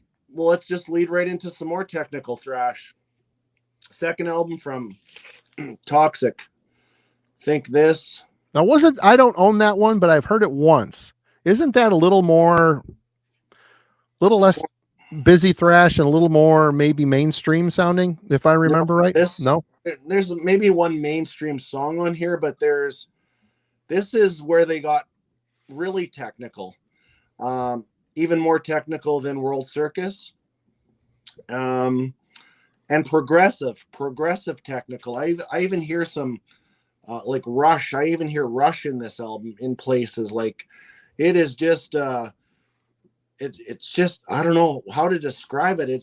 It's technical thrash. There's a lot of this guy here. Actually, where is he? They just, so after 33 years, they just released a brand new album this year. Oh, I didn't know that. Yeah, 2022. So what the hell is it called? Now I'm drawing a blank. Anyways, this guy, Josh Christian, phenomenal guitar player. Just a lot going on this album. This is what do they call Ed? Yeah, this is a Ed Repka album cover too. So have you guys heard their first album, World Circus? Yeah, I have it on tape. I have. It's been for ages though. I don't really remember much about it. Another Repka cover. Yeah, exactly. And actually two different vocalists. So they this one has a different vocalist. This is the only album to feature this guy, Charles Sabian. He even has like a higher range too. But if you like technical thrash and you haven't heard any of the Toxic albums, definitely check this one out. All right, Alan. All right. Let's do another classic metal one that was out in '89. Again, was a bit under the radar and is gotten its due slowly over time. But Texas's Hellstar released Nosferatu this year. One. Their fourth album. There you go. Yep. And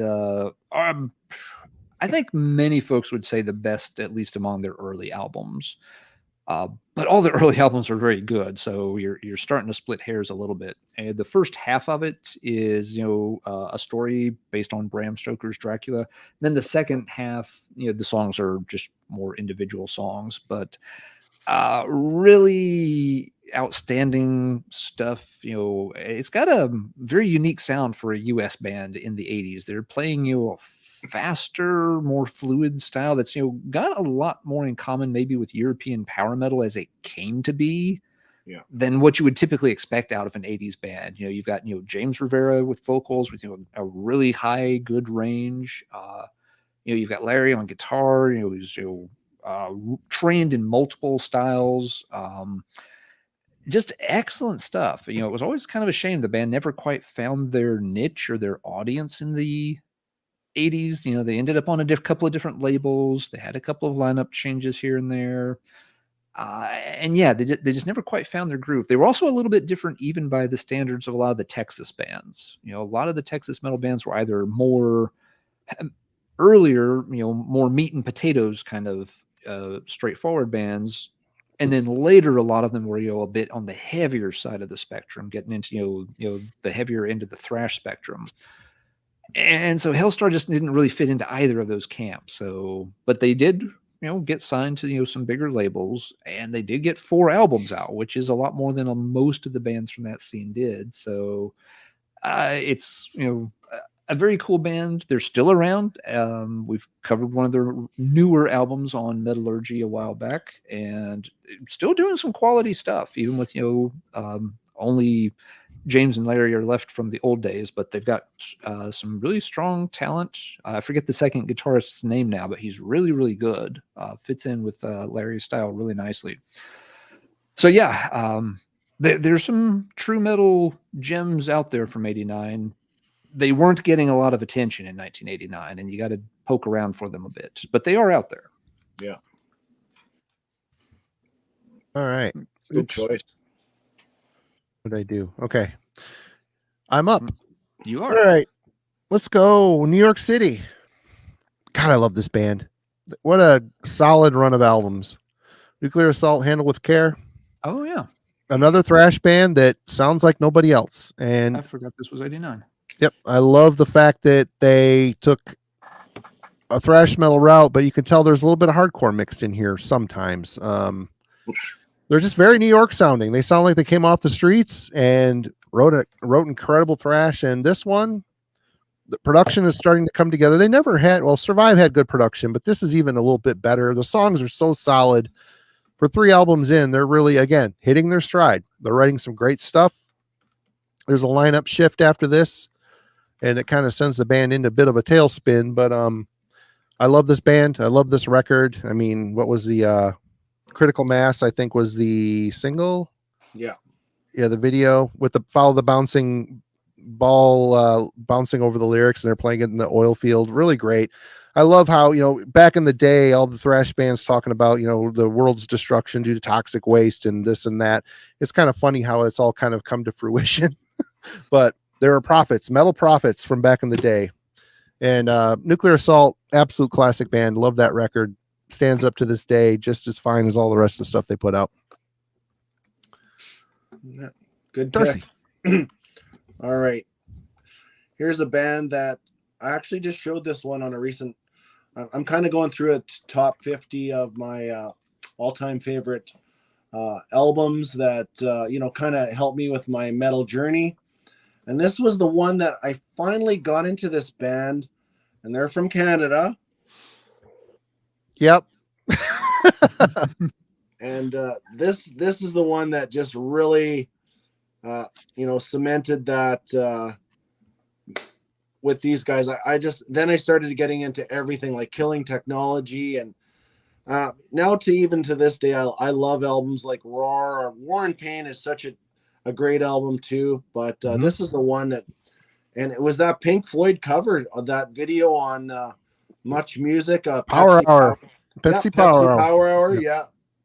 This is like, what a great album. And I pretty much have everything from Voivod. I think I'm just missing a couple when Newstead was in the band, but what a unique band. They're one of those bands that just never, until lately have put out the samey album. It's always, it's, you got albums like Angel Rat or The Outer Limits, and album like this, or, good stuff. Yeah, maybe you should watch his channel there, Uncle Albert, and learn about a new band. Oh, this guy, he hates Voivod. Yeah, I know. He'll probably hate him. I don't know, that guy. All right, Alan, you're up. Darcy, I've agreed with you on many an album tonight, but there I cannot follow you. I've lost count of the number of times I've tried to listen to Nothing Face. I cannot get through that damn album. Dimension Hatros is the one you need to. I'm okay with that one. No, I'm okay. A great fucking record. I'm fine with the ones up to that one. I have sat down and really, really tried. Just like Nothing Face. Everyone talks it up. Let's listen to it real closely this time and see what all the hype's about.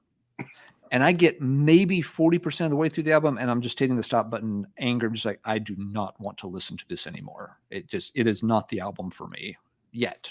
Maybe one day it will click. So yes, let's follow up with one of everybody's favorite underground classic metal albums I don't like, with something most people have never heard of, and the few that know it will probably hate me. Not quite done with the hair metal stack yet, because there's another one that came out in '89 that again was just part of this big mass of bands that were vying for attention and trying to claw their way, ride the Poison coattails and stuff. It was a crowded scene, but you did have some really good albums mixed in there. They had a very hard time shining through the sheer volume of stuff that was coming out. Another one that's been a personal favorite for me since it came out is this one, Babylon AD's first self-titled album. These guys had, one little scintilla of fame because they were included on the soundtrack to RoboCop 2. I believe it's the second RoboCop. I get those a bit mixed up.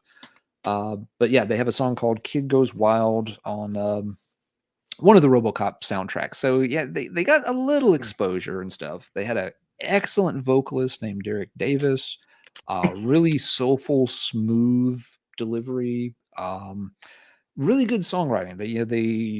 They weren't doing the really blatant, ooh, baby, cherry pie kind of shit, but they had a real good sultry sound. The songs really had a good smoldering quality to them. Thought the guitarists were actually quite good, especially for bands in this style. They did a second album a few years later, but it was too late. They were, up against the grunge wave by then. And the second album was a little more hit or miss. This one is absolutely fantastic for fans of 80s hard rock. And again, this is really more of a hard rock album than, a hair metal glam. This does not belong in the same category as Poison or Britney Fox or Faster Pussycat. It's more of a hard rock outing, and it's a damn good one. But they were on Arista.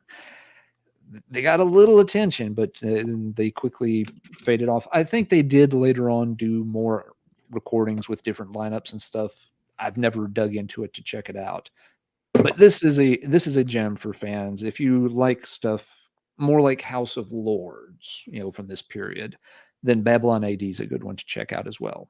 And if you don't like it, I'll show something heavier in a few minutes. No, I know a few people that would agree with you. I've actually never heard that album. I've heard songs, but never the whole album. But I'm gonna write it down. Yep, yeah, you got to be in the mood for that style. I mean, it's not a headbanger. It's just not. But it's, especially the first side, is just absolutely as good as it gets for that style. All right, people have been screaming for this one too, and I'm just a little late getting to it.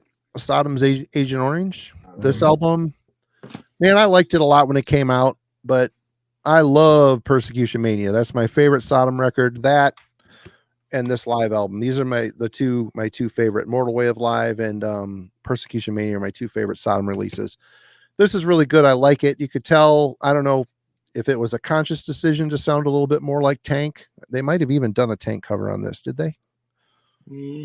Was Remember the Fallen? I don't know. I'm talking out my ass. I don't remember. But I still spun the shit out of this. I really like it. They just had a very excellent, sometimes a bit punky, sometimes a bit metalish mix of sounds, but still very German thrash.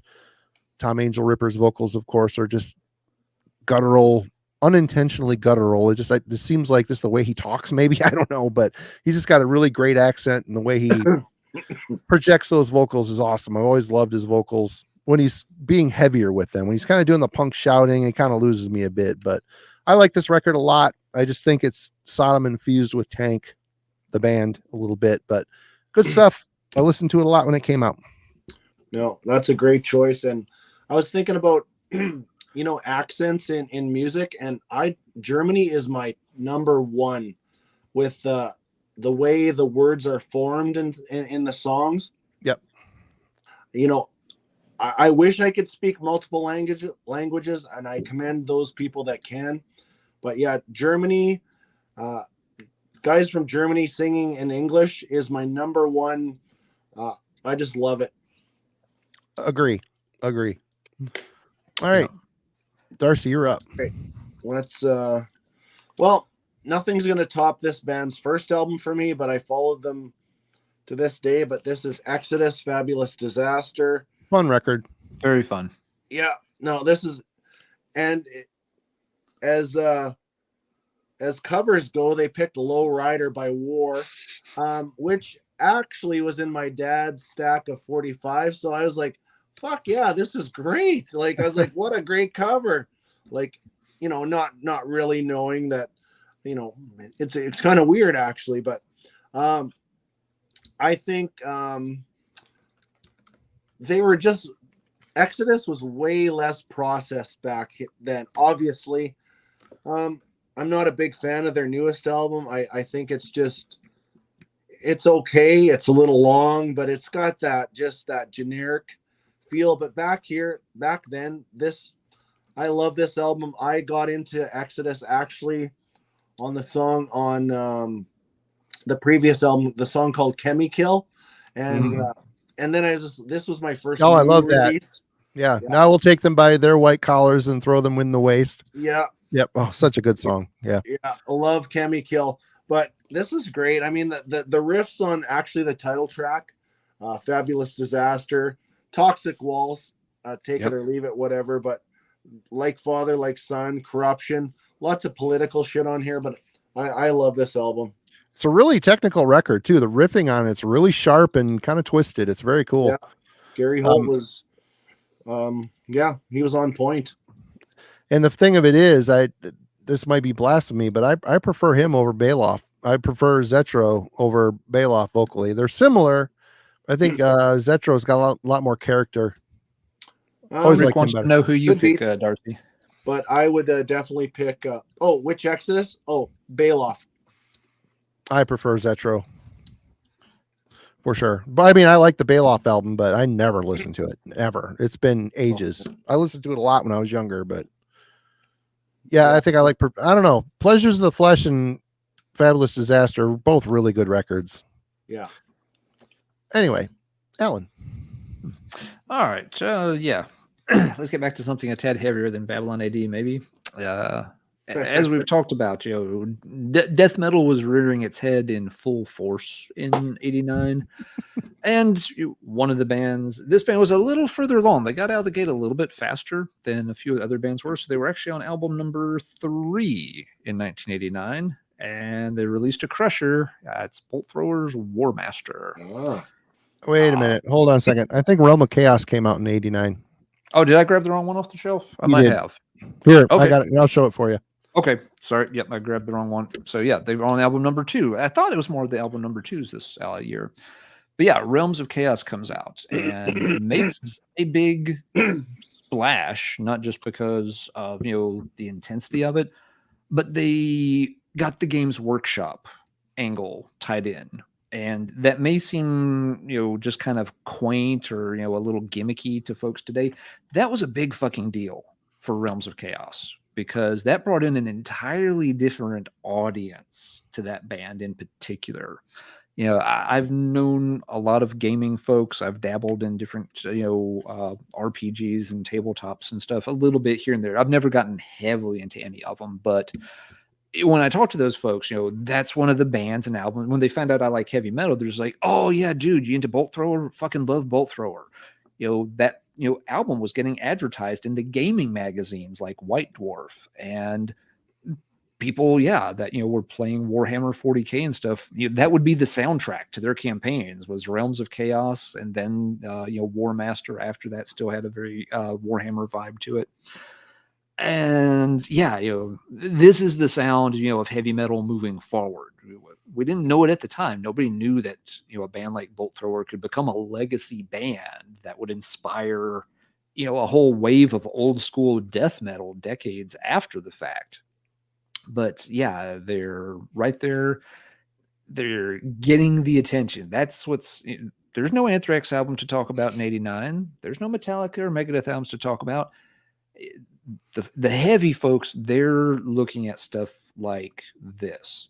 Yeah, and I can remember, some of since I was just starting to buy albums myself, I wasn't fully aware of it, but definitely by like early 1990, I noticed, that the kids that were really serious in high school about the heavier stuff, this was the kind of thing they were gravitating towards. If you walked up to them and showed them, hey, look, I got Dr. Feelgood, they just looked at you like, thanks, Stuart. Go the fuck away. Beavis and Butthead nod there.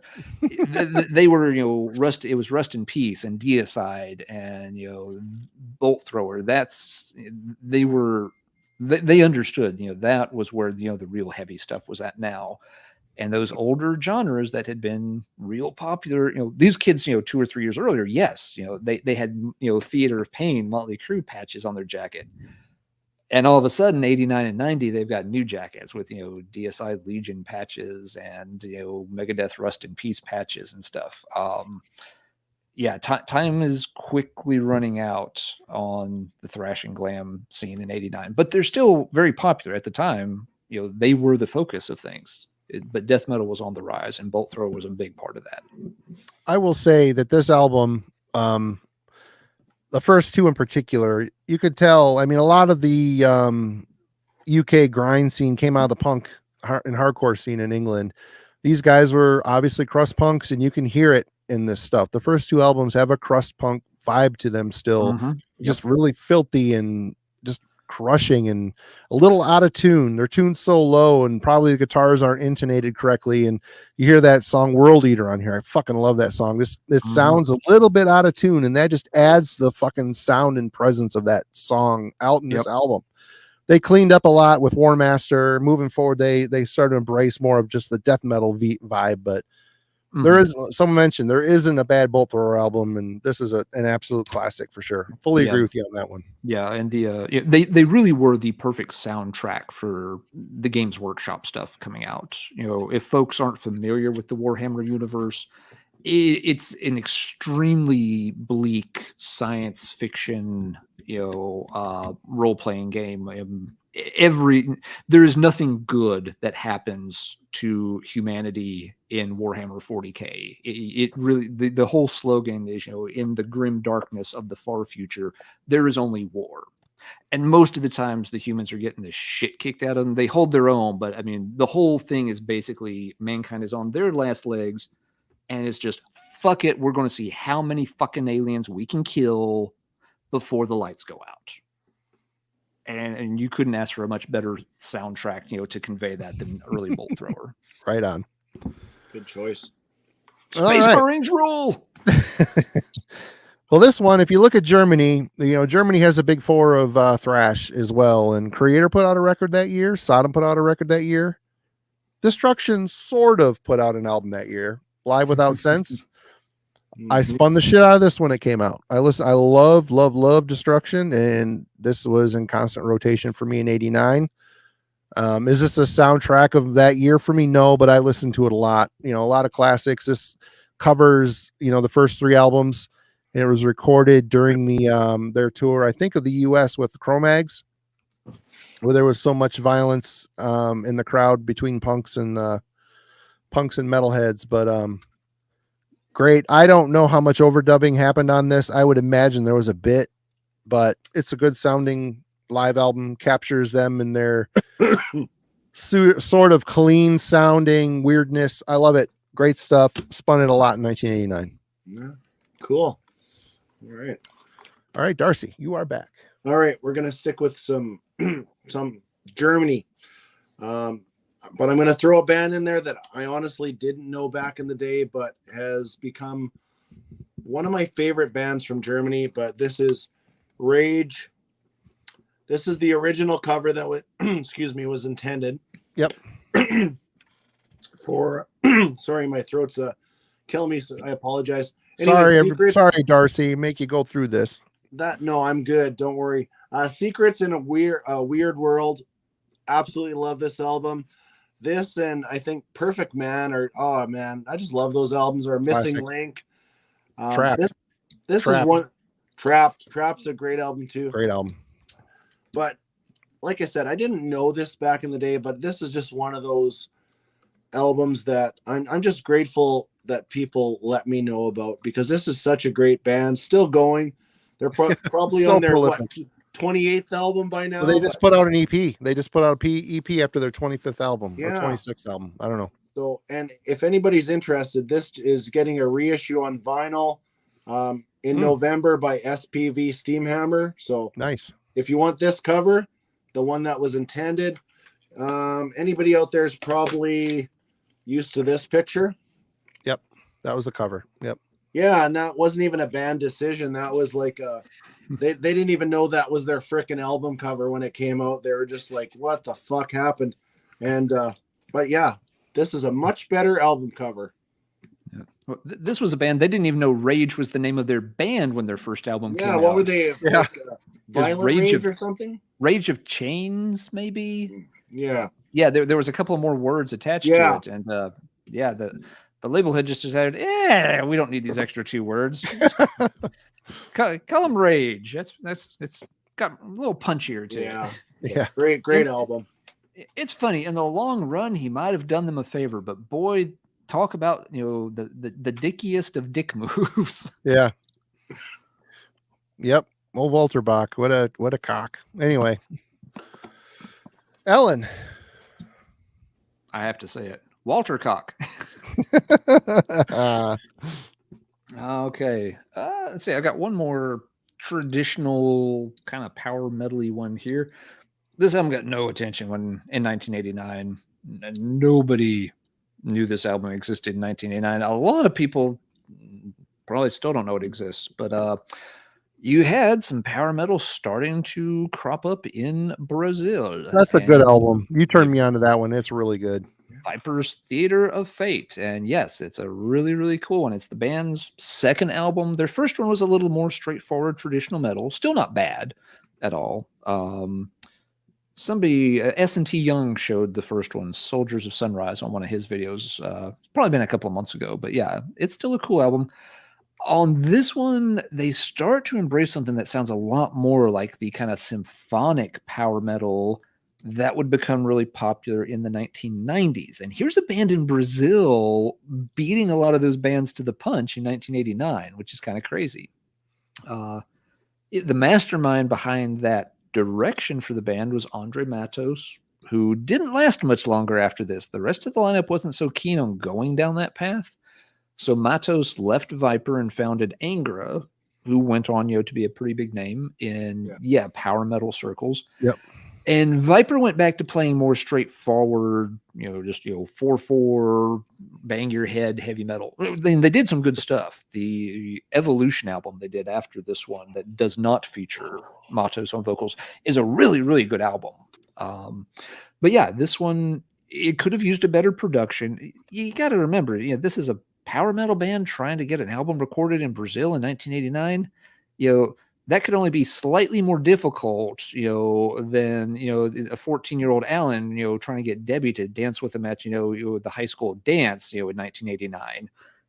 It's a challenge. It's an uphill battle. It's only going to go so well. There was no sex condor back then. There was no sex, and the condors were on the verge of extinction, and they were doing better than my sex life in 1989. Yes, the Condors were looking at me and being, damn, you got it rough, son. All 13 of them that still survived in the wild at that point. That's right. That's right. It's just like, our eggs aren't hatching anymore because of all the pollutants in the environment, but we did get laid. This is not where the conversation was supposed to go for theater. Sorry, Right? I derailed you. Sorry. Continue. Not. But anyway, yes, if you like, those kind of orchestral symphonic power metal stylings that came to be very popular in Europe in the 90s, back up and check this one out. It is a very good album, despite some of the issues with production and such. And it is also, if you've heard Anger and you're like, I don't know about that, this is heavier than most of what Anger did. Anger did tend to veer awfully lightweight at times. I get that. The Viper album still has a good, solid heavy metal underpinning to it, more so than some of the early Anger material did. So yeah, a cool, very unknown release from '89. Okay. All right, Marty, what have you got next, sir? Well, Alan is completely right. Earlier on, he stated that there's a lot of third tier thrash going on in the late 80s. They were given notice. Things were about to get really bad for them, but there was still some good albums by these third tier bands coming out. And this is one of them. No one really talks about this band. I always loved this album. Forced Entry, Uncertain Future. Oh yeah. I don't know that one. Yeah. It's a Seattle power trio. And this album is just really aggressive, hard hitting. I wouldn't say it's technical, but there are some busy riffs going on. Just really hard hitting stuff. The album after this, was it As Above, So Below? Is that the name of the album, Darcy, with the hands on it? Yeah. It's good, but this one to me was better produced. And like I said, there was more bottom end on here. I think they got a little more techie on the next album, but this is a solid record. This is a reissue on Icarus, which is an Argentinian label, so it's a licensed. But I had the cassette when it came out, listened to it quite a bit, quite fond of it. It's a third tier thrash band that is worth checking out. I would recommend it. Definitely go check them out. Yeah, that's a good choice. Yeah, awesome. All right, you're up, Darcy. Well, and that was like technically my last thrash album of this whole thing, so it's about to get a little bit dirtier. Thrash left. Let's see. Oh yeah, I got one. I think one or two, but this is you know what, a band I actually haven't shown much on my channel, but there's a pocket of albums. Let's say their first 6 albums, but this one I loved it when it came out. Fate's Warning, Perfect Symmetry, which I think this is the guy on the cover of the second Sanctuary album. Yep, that Into the Mirror Black. That's the guy. Yep. Yeah. And the cover of their Parallels album too, I think. Oh yeah, I think you're right too. Which I love that album too. That's right in that No Exit pocket that I love. But you know what? Like the song Through Different Eyes, I've always loved that song. That's a good song. Yeah. You know, is it their early stuff? No, but this is a great album. I still have PTSD from that stream we did with Jeff preparing for that for that ranking or rating or whatever we did. That was a slog. Yeah. Right, but yeah, that's one of the ones I was thinking of earlier, Darcy, when I mentioned that progressive metal is starting to gear itself up in '89, and that's Fate's Warning always leaned progressive, but right around there with Perfect Symmetry, they really they've got the new logo. The sound is changing a lot from what they've done in the past. They're really starting to figure out how to work with Ray Alder's voice. So yeah, that's one of the other big albums in '89 that kind of heralds the coming of a lot of progressive heavy metal for the 1990s. Yeah, that and Parallels were, I don't know, I didn't put them down for a long time. I love both those albums. Yeah. Perfect Symmetry took me a long time to get into. It wasn't that I disliked it, but it was just, I had it on vinyl and a cheap turntable, which I don't think helped. It, gave it kind of a weird sound. So yeah, it took a long time, a lot of spins and revisiting the album for me to really get into it and enjoy it. But yeah, it's a very good album. That's right. He's on Countdown to Extinction Yeah, as well. that's The great, floating, the floating, emaciated old dude. Yeah. Oh, okay. I didn't know. Now that one I didn't know. All right, Alan. All right. I'll probably back up into some more second tier thrash here and there, but I'm going to hit at least one more of the big death metal entries here. It's a big year for death, and none bigger than this. I'm done. Nothing to say. What fucking cover is that? This is a recent reissue. Okay. It's just got the it's zoomed in on the demon faces, so it doesn't have the portal around it. Which yes, I don't like it as much. It's a 2 CD set. That's nice. That's cool. But it's also one of the cheap ass earache things. There's no real booklet with it or anything. It just folds open. Earache is not putting much effort into their CD reissues these days, folks. If you want something that's halfway decent, I highly recommend getting an older pressing and fuck these things. But this was at the local record store. I try to pick stuff up there when I can, so I got it. But yeah, Morbid Angel arrives with a vengeance in '89, and for many people, they never surpassed this album. Despite having a lot of good stuff over the years, this is still the benchmark for a lot of folks. I really don't feel like I need to say a lot about it because everybody knows exactly what it is and what the legacy of the band very rapidly became. This was where heavy metal was going, and it was going there very fast by the time you get through '89. This comes out late in '89 too. It kind of squeaks in the fall of that year, but yep, wouldn't be long before this would be the face of heavy metal, or the faces of heavy metal. And yeah, the thrash bands would be scurrying to keep up with these guys. I gotta say, this might be a hot take. I don't know, but this to me is the best quintessential Morbid Angel album. This to me, it's hard to argue. It's their most evil sounding. The way the sound is, everything is fit so perfectly well. Pete's super fast speed. You got 2 guitars going on with harmonies over the top. The bass is there. Vincent is just fucking spitting satanic venom on this thing. And I like their progression. I like a lot of their albums going forward, but this to me is just, it's hard to get much better than this record. It is a perfect evil death metal record. Perfect. So good. And I think a lot of people would say Covenant or Domination are their favorites. I get it, but man, this just has that sinister, nasty feel to it. I love it so much. Good. Covenant's the best selling in their catalog, but what the fuck is that really worth? I think most folks gravitate to that. For me, it's either this or Blessed Are the Sick. I know Blessed is not one that a lot of folks are always that high on. The production's weird, but the songs rule. Yeah, but I love the way that album is put together. It's a different animal than this one. They're both they're both very, very good, but in different ways. Yeah, and part of it, I'm a little biased because Blessed Are the Sick was the first one I heard, and was paying attention to. This one I had to backtrack to years later.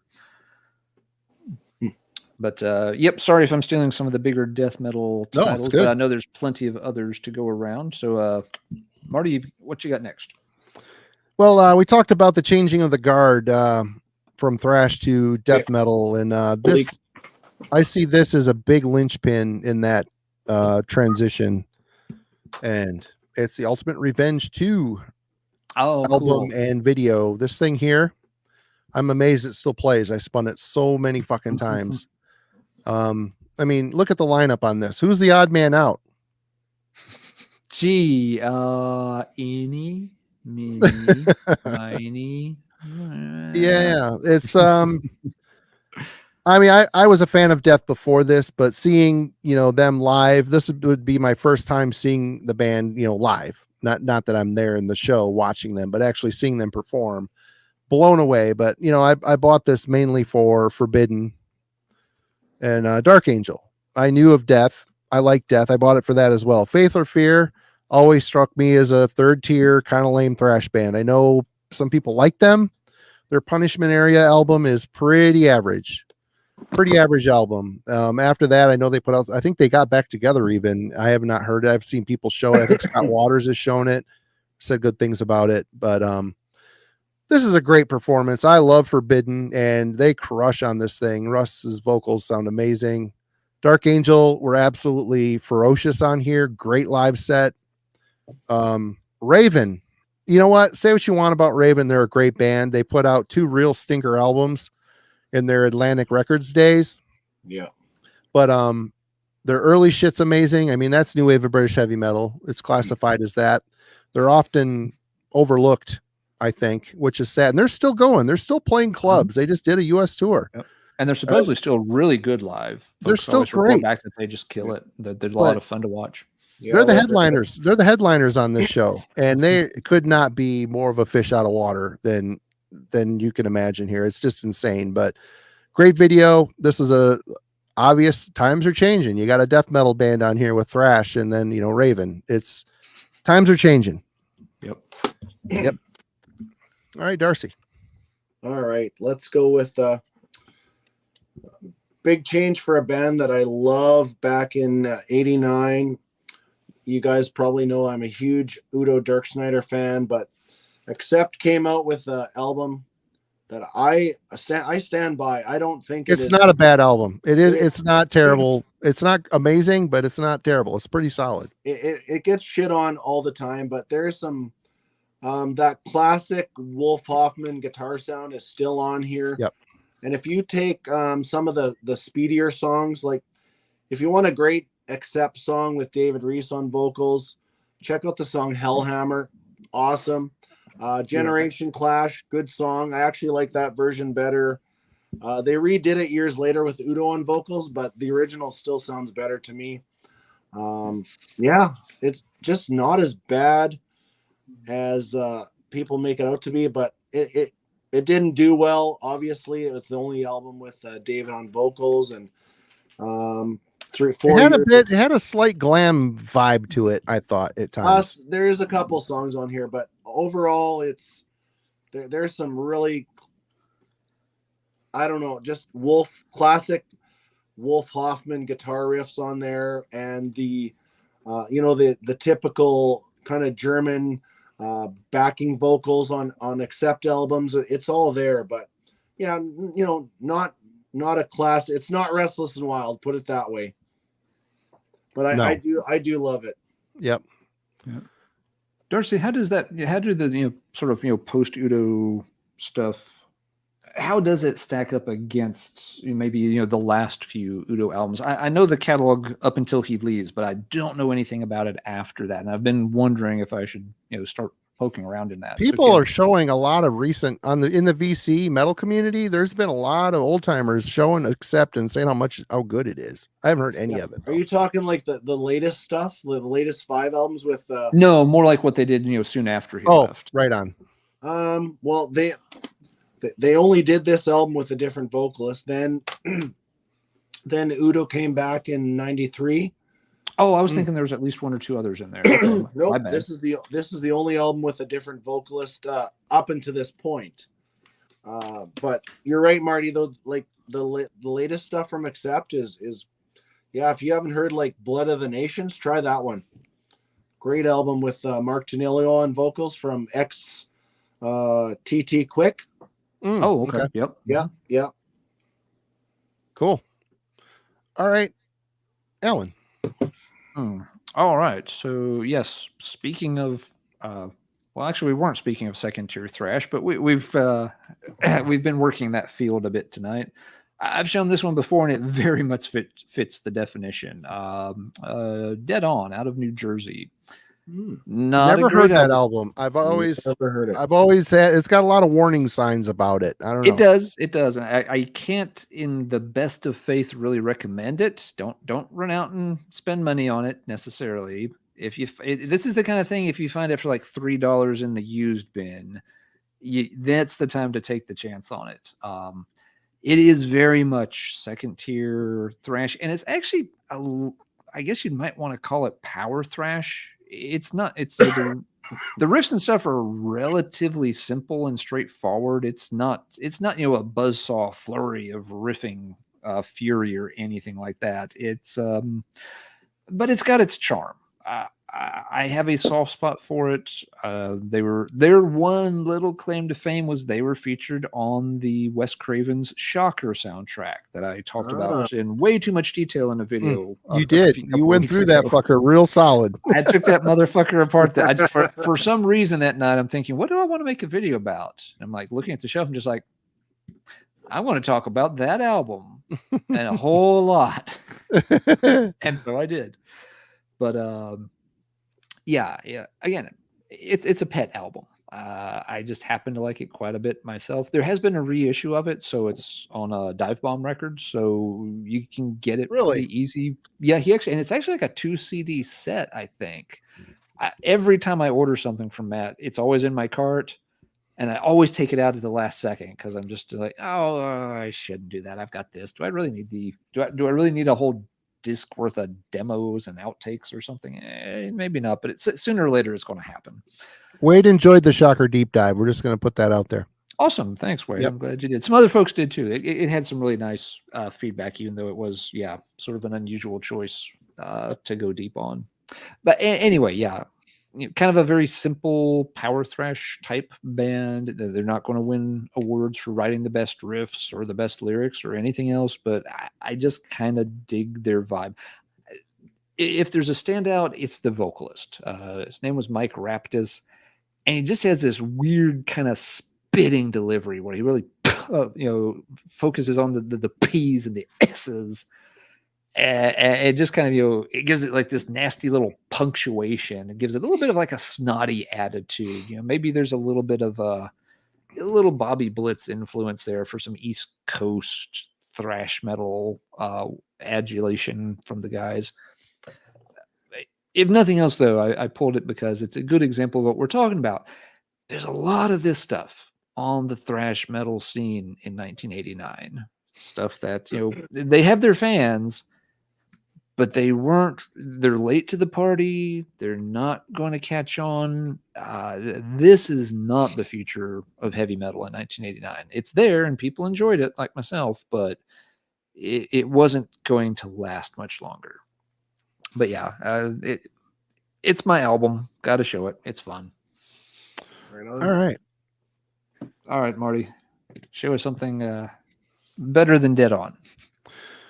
Next up, this was another transitional album for me, but man, when I heard this thing, it blew my fucking head off. And that would be Sepultura's Beneath the Remains. During this time, I had a hard time deciding if this was death metal or thrash. They kind of toed that line between the two of them. They had a bit of a thrash feel, like maybe their instruments were tuned up higher than the death metal crowd was, but they had that fucking spit and fire feel of death metal. I remember getting this from Camelot Music, throwing it in my car on tape and the tape deck. The beginning, the intro to Beneath the Remains. I've said this before. It's the same key or the same chords as Close My Eyes Forever by Lita Ford and Ozzy Osbourne. That thing's playing. I'm like, what the fuck? Because I'm singing along the Lita Ford song over it. I'm like, oh my God, what is this? And then when it hits, it's like, whoa, the hair in the back of the neck stands up, and absolutely pummeling from beginning to end. It is a crushing, perfect album. And the thing that makes this thing so good is how catchy the songs are. And if you play guitar, I mean, there's some tricky stuff on here, like solos and stuff like that, but at its core, a lot of the riffs are pretty easy. They're not bad riffs. They're fucking awesome riffs, but they're just really simple to play. And they really molded this album in such a fashion that it was going to stick in your head. If you sat down and paid attention to it, it had the delivery, the hard hitting delivery. The lyrics were smart, and the sound of it, the overall production, and the guitar tone, I mean, all of it. And of course, Igor's drum playing was just absolute force to be reckoned with. This is just a perfect storm. I like Schizophrenia, but I never listened to it. I'll be honest. I never listened to that record. It's this and Arise. They're the only two Sepultura records I really give a damn about. I like Chaos AD. I mean, I like a lot of their stuff. I like some of the older shit. But this and Arise are just absolutely perfect snapshot in time, perfect albums that they just never get old. So good. Yeah, well written, amazing, excellent album. Really, they really came a long way from their, their kind of murky, evil, we're teenagers, poor teenagers in Brazil beginnings. They came a long way. It's excellent. Yeah, great album. Folks in the chat have been very, very happy to see you show that one. Yeah, that's getting a lot of love from folks out there. Right on. Yeah, that was definitely in my pile for sure. I'll tell you, great album. And Right I love on. Arise too. Arise is great. Yep. You're up, Darcy. All right. Well, this is kind of a band that's, I don't know, caught somewhere in the middle, really. I know Ellen showed stuff like Danger, and then we've shown Thrash, but I really never knew where to put these guys, but I love their first 4 albums. This is Tesla, The Great Radio Controversy. That's a really, I just recently bought that on CD. I like it. I listen to it a lot. It's not really glam. It's just a good hard rock album. No, it's not glam. It's a hard it's rock. Solid. Little metal in it here and there, but Hang Tough, great leadoff single, and Heaven's Trail, No Way Out. I love that song, but this is that's their 3rd album. No, second? No. Isn't that their first? No, this is their 3rd. Yeah. Shows you what I know. I just bought it and I thought it was great. Great album. Yeah, no, you actually can't go wrong with any of their first 4 albums. They're really, don't listen to them as much as I used to, but still a good one for 89. Good pull. Yeah, Tesla's one of those bands that, yes, they got a bit overlooked at the time because they got lumped into the wrong category at the time. Like you said, they don't fit with the hair crowd, but they did get jammed into that peg unfairly at the time. This is true, by the way. Res Metal Podcast, thanks. The original Beneath the Remains artwork was supposed to be Obituary's Cause of Death. That is completely correct. Yes. That is right. Yep. And Obituary ended up getting it first, but I think it worked out well for both bands. I think so. Yep. All right. Alan. All right. Well, here's another band that was a little hard to lump into a category. A couple of folks, including Jeff at Metal Madness, have asked about this one in the chat. I don't have a physical copy of it, so I dialed it up on the phone. It's the first album by Badlands. Eric Singer on drums. Yep, Jake Ely project. So you always go have some hot guitar work on it for sure. But yeah, it ended up being a very, very solid album. It's not glammy hair metal again. It's not Warrant or Poison whatsoever, but it got lumped in with that stuff. Yeah, it's got some bluesy tendencies, of course, but it's got some really good riffs, really good playing. But the songs are still very tight as well. It's not just Jake showing off or anything. They got a little attention. They were on a major, but the timing was just all wrong. By the time they could get their second album out, grunge was a thing, and that second album just sat there and died on the shelf. I think it was called Voodoo Highway. Yeah, it had voodoo in the name. But yeah, the self-titled one. It was just a fun album. My cousin and I, this was one that we used to sit like in the back of the school bus and jam on a little boombox, going back and forth. We had like a 45-minute bus ride every afternoon and every morning. So yeah, this was one of our big go-tos, just in there jamming, air guitaring in the back of a school bus when you're 14, 15 years old. So a cool album. Shame they didn't go on. Obviously Jake's I think everyone knows what happened to him. Sad story there. Who? And what? Jake Ely? Or you mean Gillian? Gillian, yeah. Sorry. No. Yeah. Gillian, didn't last long either. Sorry, got the two mixed up there for a moment. Okay. But very good album. It's funny. A lot of the albums like that from that era actually are, if you want the original press, are slightly expensive now. because there was never a ton of impetus for those big labels to reissue this kind of shit later on. But this one looks like it's not quite that bad to pick up if somebody's looking for a copy. And I think it did get at least one reissue somewhere along the line. So it's not as expensive as some of the other late 80s glam titles on big or glam hair hard rock titles on some of those big labels that never got any reissues to them. Yeah. All right, Marty, your turn. All right.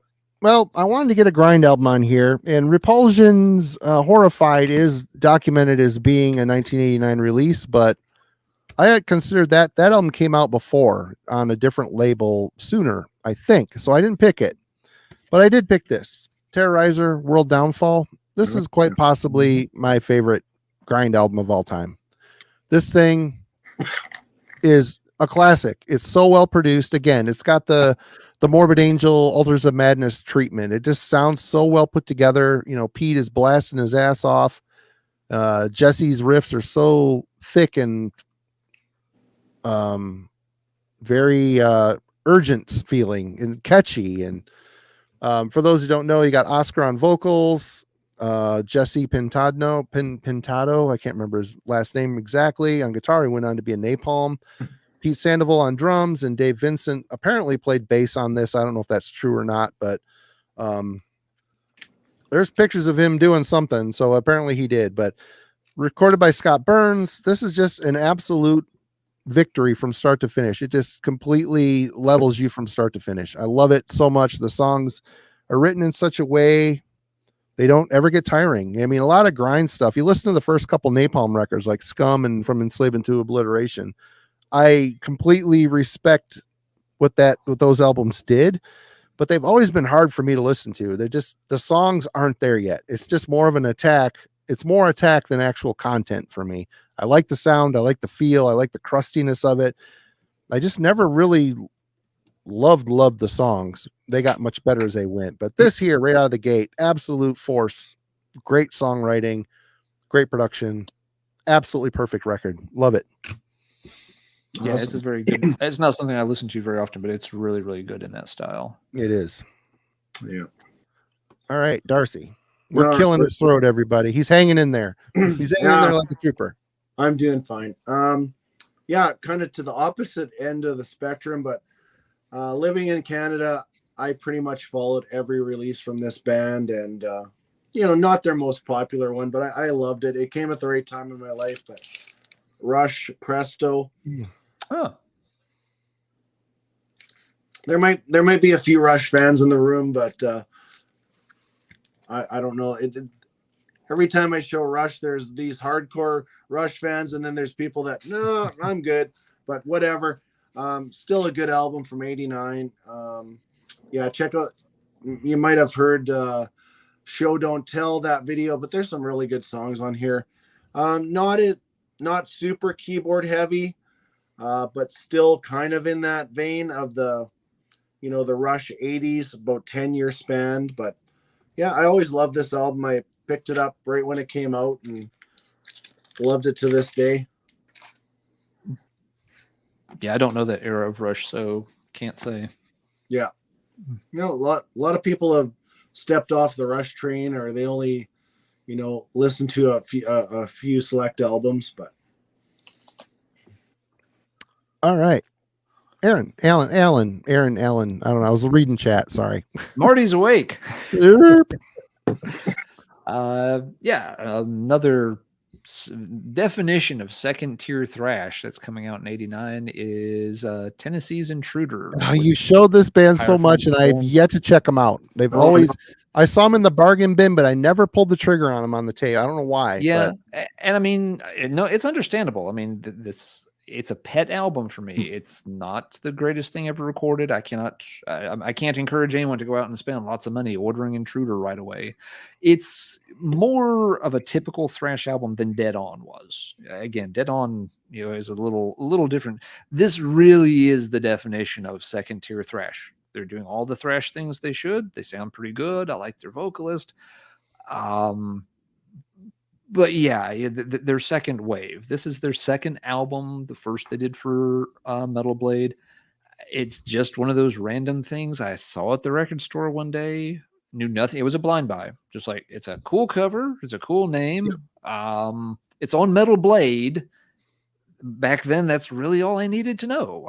If I had, enough lunch money saved up, okay, let's buy it. And bought it on a high school band field trip, because again, with those things, sometimes you got out, to eat at a mall, and hey, there'd be a record store there. And yeah, it was a cool pickup, and I've always liked it.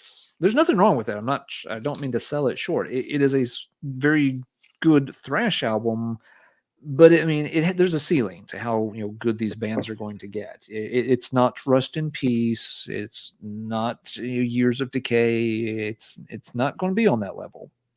And this is what the thrash scene was getting very full of by 1989. Lots of intruders.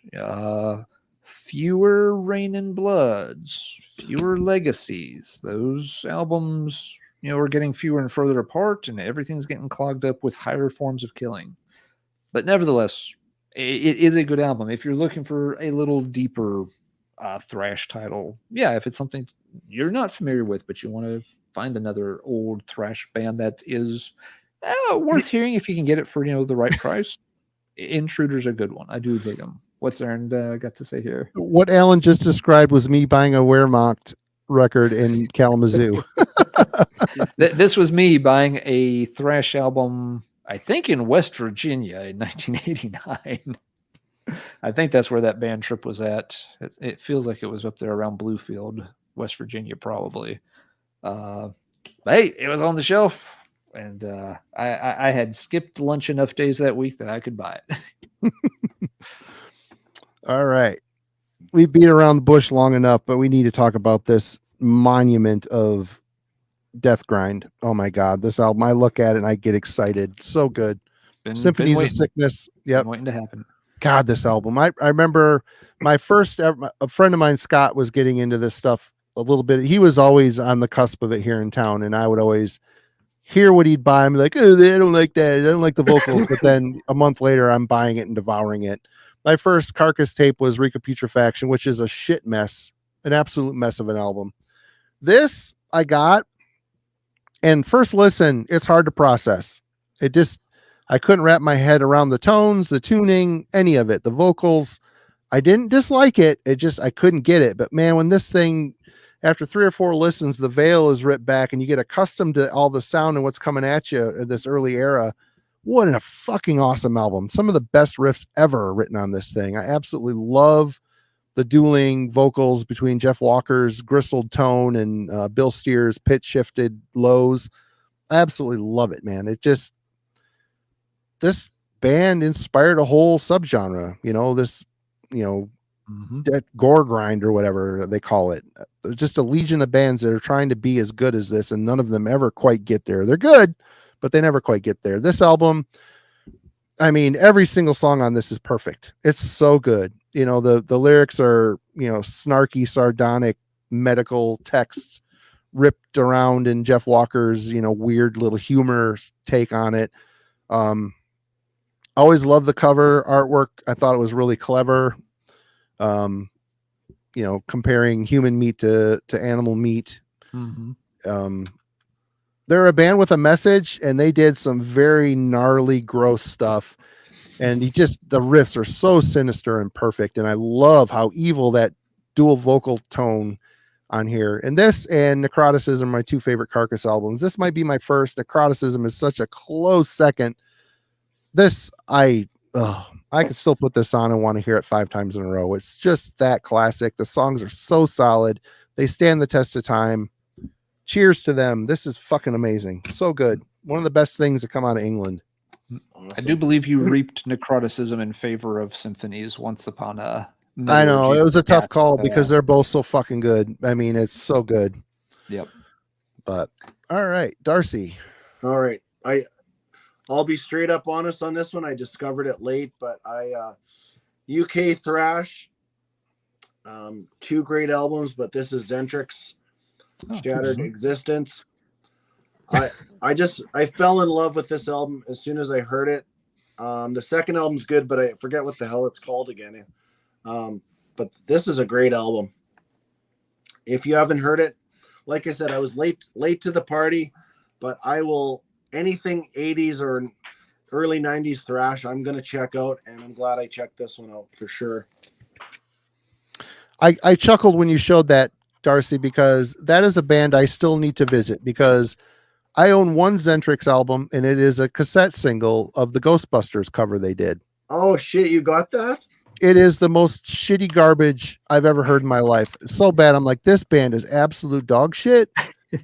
and everybody tells me like that record and some of their others are fantastic. And there was like, I love Sabbath, but UK thrash never clicked with me. It always seemed really late to the party, and they just had a style that sounded UK, but I just never loved it, but I do need to check that out. Yeah. He's got really kind of like a Hatfield-esque type of voice. So which I love, anything, early Metallica, Hatfield, that's right up my alley. And maybe reminds me a bit of like, probably in between Master and Justice type of era. But yeah, check it out. Andre here too. Oops, sorry. Go ahead. Oh no, go ahead. I was taking falafels off. So Andre's up. Oop. There we go. 89 was also the year funk metal, strangely enough. You know what? I was going to pull Mordred's debut album, Fool's Game. Because I really, the funk song, there's 2 funk songs on there. I wasn't a fan of those, but the rest of the album was really pretty good thrash. Really clear, recorded, solid. I listened to it a lot, but I didn't think it really ranked up there with some of the best from 89. So I ended up not pulling it, but good call on the funk stuff. Yeah, you're right, Jason. Bleach was the debut of Nirvana's debut. Pretty good, sloppy, no wave album. I like it. Anyway, Alan, you're up. All right. Well, hadn't quite put this one away just yet because we talked about it just 2 evenings ago with Zoller. But Blind Guardian had their sophomore effort come out in 89 with Follow the Blind. Yep. At this point, they're very much, a speed metal band. They're, very much in line with, what, early Halloween was doing and such. Very good. It's got a couple of classic tracks on it. In particular, Banished from Sanctuary and Valhalla are the 2 that really stayed in their set list for a very long time. Yep. The rest of the tracks are solid, but the album feels a little rushed to me overall. It came out just a year after the self-titled. So like you were saying earlier, Marty, you've got forever to write that first album. This second one hit the ground real soon after. Yeah. Depending on which press you've got, you may get the excellent bonus track cover song of Demons Don't Break the Circle, which they absolutely destroy in the best possible way. And based on which pressing you've got, you're probably almost assuredly stuck with the cover of Barbara Ann, which disgraceful. They slay in a very, very different way. Yeah, that's the Sex Condor does not approve of the Barbara Ann cover. But yeah, it's interesting. If the band had stopped here, say they fell apart, or Hansi Kirsch became born again, or whatever, we'd probably remember Blind Guardian right next to Scanner in terms of they made 1 or 2 pretty cool albums right there, but and then just kind of faded off. But of course, they went on to much bigger and better and more symphonic things once you got into the 1990s. Yep. But yep, they're finding their way. They're working through the early albums and heading to big things in the 1990s in the European and Japanese markets. So it would be another decade before they'd really get a big fan base established in the United States, because we were all too busy listening to Biohazard. Yay, America! Yeah, America. Yeah, we missed the boat there a little bit. All right. Again, beat around the bush too long. Let's talk about the true kings of American sickness. Autopsy, Severed Survival. Mm-hmm. This album is amazing. I love it. I love how it's super brutal death metal with kind of a stoner vibe to it. I love it. And even though where is he? This Ken Sorvari dude is pictured on the back. He did not play bass on this. Steve DeGorgio from Sadus and later went on to a billion other things, Death and Testament, Iced Earth, bunch of other stuff. He plays bass on this, and you can tell he's playing a Rickenbacker. Those bass lines just creep in and out, cut through in just the perfect spot. This band has always just had a very uncomfortable sickness to them, but their songs are so down-tuned and crushing and well-written. It's just absolute sick. A very depraved sounding band. I love this band, always have, and they're still putting out their latest album is fucking awesome. It's so good. They still sound like Autopsy. This is I think a Brazilian pressing. I don't know for sure. Mushroom Records. I don't know that one. But the American pressing has got the Hellraiser guy getting pulled apart on it. But yep, I love this record. Mental Funeral after it is just as good, a little more advanced, but this is just, you can smell the pot smoke coming out of the grooves on this record. It's awesome. So good. Never gets old, stands the test of time. Absolute awesome American sickness. Is there a new album this year? Yep. It's Okay. great. It's really, I haven't bought it yet. I need to get around to getting it. It's solid. Yeah, same. I checked the local store last week, I guess, and yeah, they didn't have it, unfortunately, but I'm keeping an eye out for it. It's gotten some pretty good reviews from folks. All right. You're up, Darcy. Okay, so somebody mentioned I wouldn't put this in the funk metal, but maybe it's got a couple elements. Who knows? But Faith No More, The Real Thing. Saw them on that tour. Yeah, I listened to the shit out of this in 1989. Never left my truck. Lots of different elements. The keyboards I think fit really cool into this. I at this point I never really heard anything like it where they had, an actual, keyboard player as a real front part of the band too. But I don't know. I like this album. I like Angel Dust just as much. I like Introduce Yourself with Chuck on vocals, but this is the first one with Mike on vocals. King for a Day is good too. Yeah, King for a Day, Fool for a Lifetime. Yep. That's when they kind of lost me because Jim Martin had left the band at that point. Mm-hmm. But this one, great album. Yeah, I saw them on tour they opened Soundgarden, who also released Louder Than Love in 1989, and Voivod in the same bill. It was what a great lineup. show. Yeah, great lineup. Soundgarden crushed everybody. They were so good, so heavy. Very odd bill. Very odd.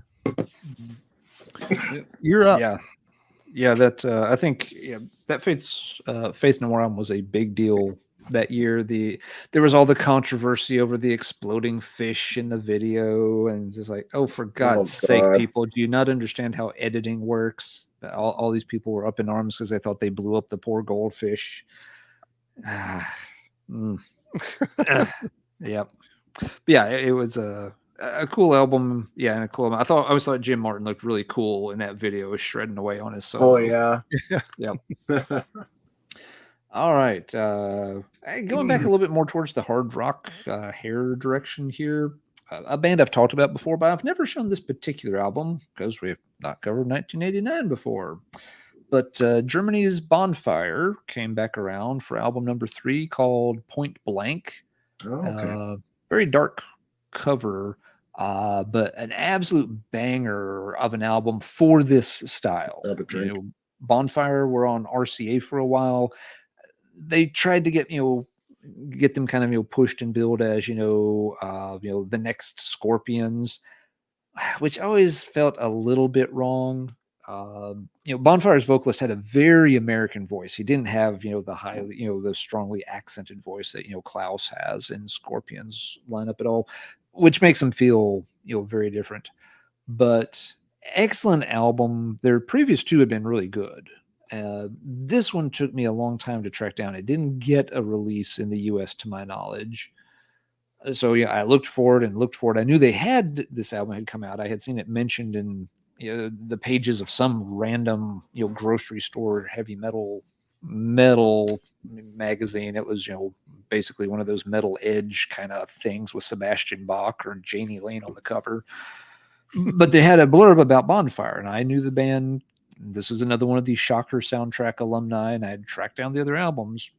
But yeah, this one I eventually actually didn't get this until I got to college because I had to special order it from the local store as an import. That sucked back then. You waited, they were pretty good. They got this for me in a couple of weeks, but it was about $27 to land this. And I played this thing to death for years. A really great selection of songs. It's a very long CD. How many tracks does this damn thing have? It's got 17 songs on it, but now some of them are just, quick interludes and stuff like that, but still really, I felt like I got my money worth on it. There you go. There you are. You froze for a second. You're back. Oh, okay. Yeah. So yeah, 17 tracks, seems long, but it's a very good album. It's not take out and play much anymore. To be fair, it's here for sentimental value. Still sounds good when I do, but it's not the kind of stuff I'm going to play a whole lot. It's the last really good album the band made, to my knowledge. After I got this one and fell in love with it, I went back to the local store and had them check, and they had made another album a year or two later called Knockout. And so I was just like, here's $27 more. Order it up for me, please. That one was pretty disappointing. That was my first taste of bitter disappointment on the import ordering roundabout. Somehow that album just didn't come together. They made more later on, but I think there were again lineup changes. The music scene had changed, so I never really kept up with them after the disappointment of Knockout. But yeah, point blank, if you like your German hard rock hair kind of products from the tail end of the 1980s, this is a great album. No one ever mentions it, but it's really fun. And it was a good band. They could have been quite big. They just didn't get the break. They may have gotten on the scene just a little bit too late. Sad but true. All right. My last death metal album for the evening, and it's a crushing piece of music. Pestilence, Consuming Impulse, with their second album. Their debut, Malleus Maleficarum, is very thrashy and weird but killer. This thing here, they completely went super sick and heavy. Martin Van Drunen on vocals and bass. His vocals, wow, absolutely devastating. Of course, he still has the voice today, but there's a song, the lead-off track on here, Dehydrated. I mean, that is how his vocals and this album sounds from beginning to end. He sounds dehydrated and sick and tortured. Yeah. And I mean, kind of a cheesy album cover, but it's kind of a cool depiction of what this album delivers. Absolutely crushing, sick riffs.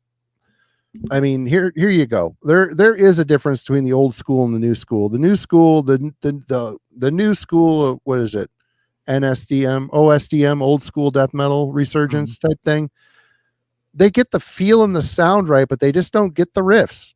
I mean, this old shit, it's got a sick sound and a big nasty tone, but there's songs here. And I think a lot of the new school, I'm not going to sit here and say all the new school is bad, because even the cavernous shit is cool. I like it, but they just lack the riffs. The old school's got it. This album's got it in spades. It's a great album. Absolutely killer. Consuming Impulse. Yeah, I just love Van Drunen's vocals. I mean, so sick. You nailed it, man. You tortured soul. Yep. Yeah. All right, Darcy, you are back. You're almost going to start sounding like him soon. Are you going to be out of the body here very soon? I'm doing okay. I got some fluids, special concoction here. So a little hot toddy. Kind of an album that I had mixed emotions when I heard it back in the day, but because I love a lot of the early stuff, but this is Lizzie Borden. Master of Disguise, like Cool. a concept album, kind of. I don't know. I don't spin it much to this day, to be honest with you. I did. I had the original on cassette, and I bought this reissue on Metal Blade just to have it. I'm a bit of a completist when it comes to Lizzie Borden, and love Lizzie Borden, bands like that. But you guys ever heard this one?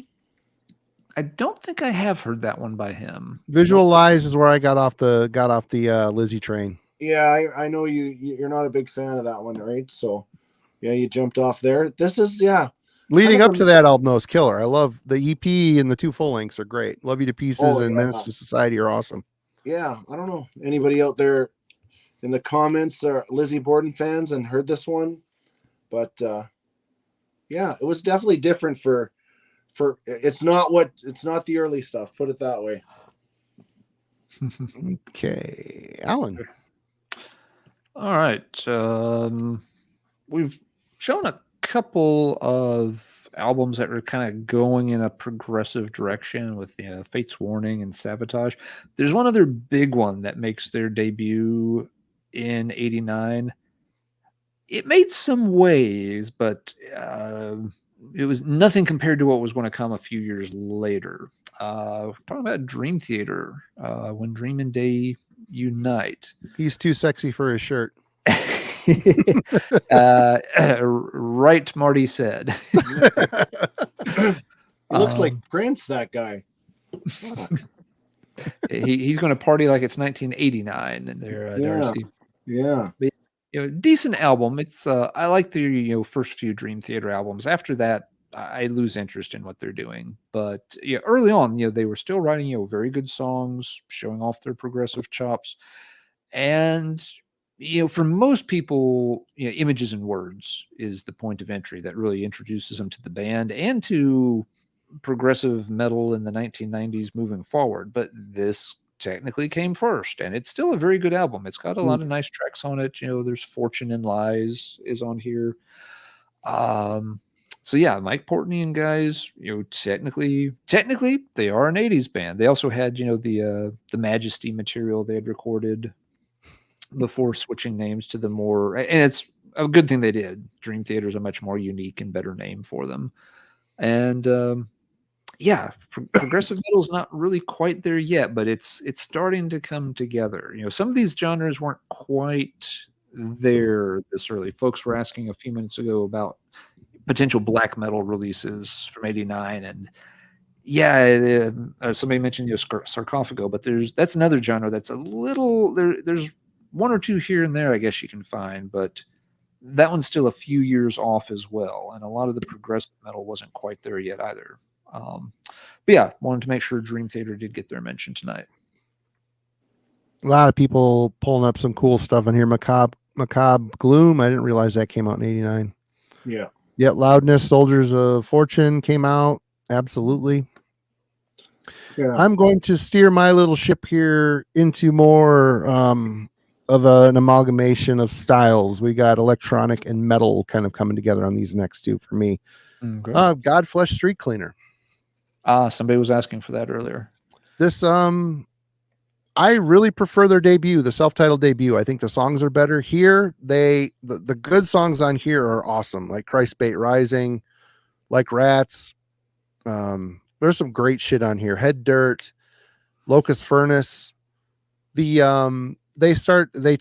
Obviously they have a drum machine foundation, and they have a very subversive way of using feedback and tone to swirl into there. And this album, coming from the debut, is a lot more noisy. There's a lot more noise elements, like burning electronic wires, burning in the background is what it kind of feels like. It's a little bit off-putting, and it was really hard to warm up to this one. Like I said, the more form songs on here I really gravitated towards. The more noisy excerpts they're very cool. It makes this a very unique album, very dark, hard to get into. It's almost alienating how harsh it can be. But these guys were doing some really cool shit. They're still doing some good stuff. My favorite by this band is Selfless and the self-titled debut. But they've put out some great shit over the years. This is definitely a A big album for them that kind of put them on the map with a lot of people. I think their debut was on a much smaller label. This is on Earache, so they got more of a push at the time. But excellent stuff. Many of you know Justin Broderick is on side A maybe of Scum. He was in Napalm Death for a hot minute, and he was also in the band Head of David. He's been around also doing Jesu or Jesu or however you want to say that band. He's a very creative force. This is a good album. It's a tough one to completely digest if you're not in the mindset, but it's very good stuff. Okay. All right. Darcy's back. All right. This one is not, it's kind of it's kind of popular. I've seen people show it, but it's not the album that I thought it was, even back in the day. But Onslaught, In Search for Sanity, the only album to feature the late great Steve Grimmett on vocals. Yep. But I personally prefer him in Grim Reaper. The first three Grim Reaper albums, to me are top notch. Well, 2 out of 3 for sure. One's kind of getting a little more mainstream, but this has got some good songs on it. But it also has one of the shittiest cover songs I've ever heard of, Let There Be Rock. It's horrible, but at the time they needed a vocalist. They put that out on a 12-inch single too. That was the pre-release for that. You know, I understand they wanted to try to gain popularity by bringing Steve in to sing on this album, but it's not my favorite Onslaught. I mean, I'll always go back to The Force. The Force is such a great record. The Force is what you need, and The Force was not with them on this album, but it's got a couple good tracks. So. All right. Yeah, that's a good pull. I liked that album a lot when I first got it. I used to play it a ton, but yeah, it didn't stay in rotation over the long haul. No, the Grim Reaper albums, if you want Steve Grimmett, and if you want Onslaught, you go to The Force. Yep. You want Grimmett, you go to See You in Hell. Yep. You can also hear Steve on the first Chateau album, Chained and Desperate. He did vocals for them because they didn't have a vocalist at the time. It's an okay album. It's it's kind of a mid-period new wave of British heavy metal album.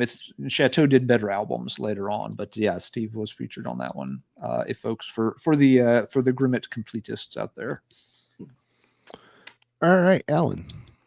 All right, let's dig just a tad deeper into what was happening in German power metal circles in '89. Blind Guardian was not the only band that got an album out. I've mentioned this band before, but never their '89 album.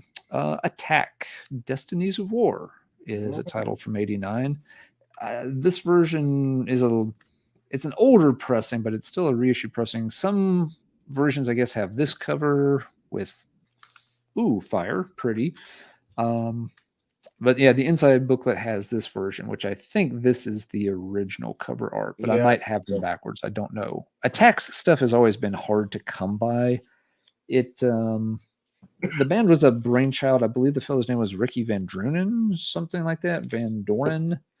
They were always on really small labels. Production wasn't always, that great. You could tell he was kind of working on a limited budget, but he did very, very good fantasy-based German power speed metal, and did it for several albums.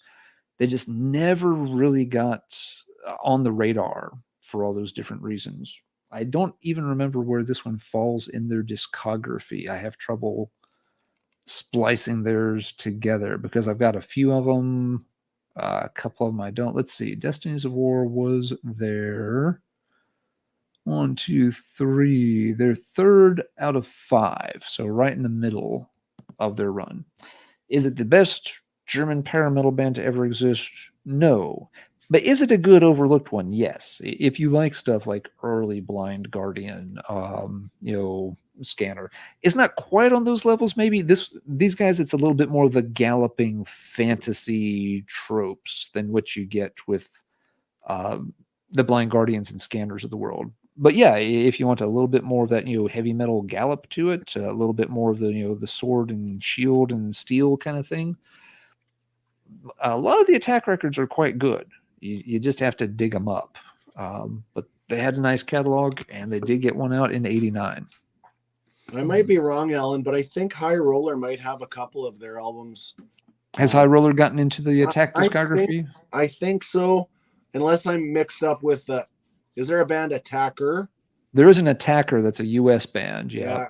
But that other alternate cover that you showed looks Mhm. familiar to me. So could be. Check out High Roller. Yep, I wouldn't be surprised.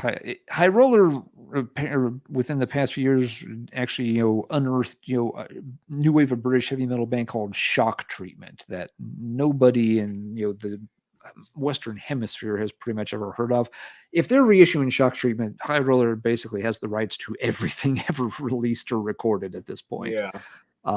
There's nothing wrong with the Shock Treatment release. It just shows they're Shock Treatment isn't deep. Shock Treatment is like buried underneath the sub basement a century ago deep, and they're still getting that stuff put back out. So hey, good for them. They're doing the Lord's work.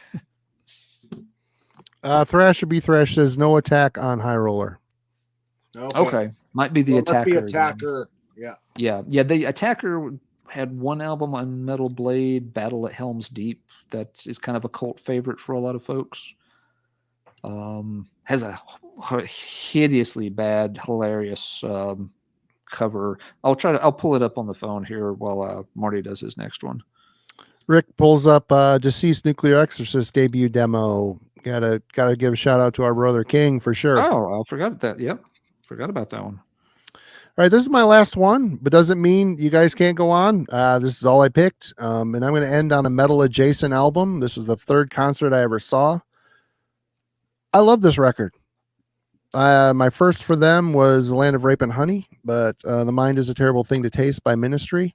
I wondered if you'd pull it. Good deal. Yep, absolutely hard-hitting songs. There's a elongated kind of wandering song and towards the end with a rap performer singing on it, which is kind of annoying to me, but the whole album is pretty solid. At this point, we've heard these songs a million times. They still permeate Al's, set list because the people want these songs, but perfect union between metal and industrial. This was when their riffs were still really good. When Mike Saccia, was that his name, from Rigor Mortis got in the band, I thought their riffs he's an amazing guitar player. They wrote some good stuff, but I was never a big fan of his riffs in Ministry. They're just a real simplistic, and they're simple here too, but there's just more of an essential edge in the songwriting on here. I don't know what it is, but love the samples. I love Chris Conley on vocals on this. Of course, Al sounds amazing as always with his scream. Absolutely great album. And they were absolutely devastating live. Like 3 guitarists, 2 drummers, Martin Atkins from, he was in Pill. He was in a whole bunch of other bands. Pigface, Ogre. We saw Ogre. He played too. From Skinny Puppy, he was on. Bunch of different singers. Absolutely great show. Loud as fuck. My hearing is forever crushed. Their opening band was KMFDM, and they were also quite good. But Ministry, The Mind is a Terrible Thing to Taste. Excellent album. The last truly awesome. I mean, I like Later Day Ministry as well. They put out done some good stuff, but man, this album's great. Love it. So what?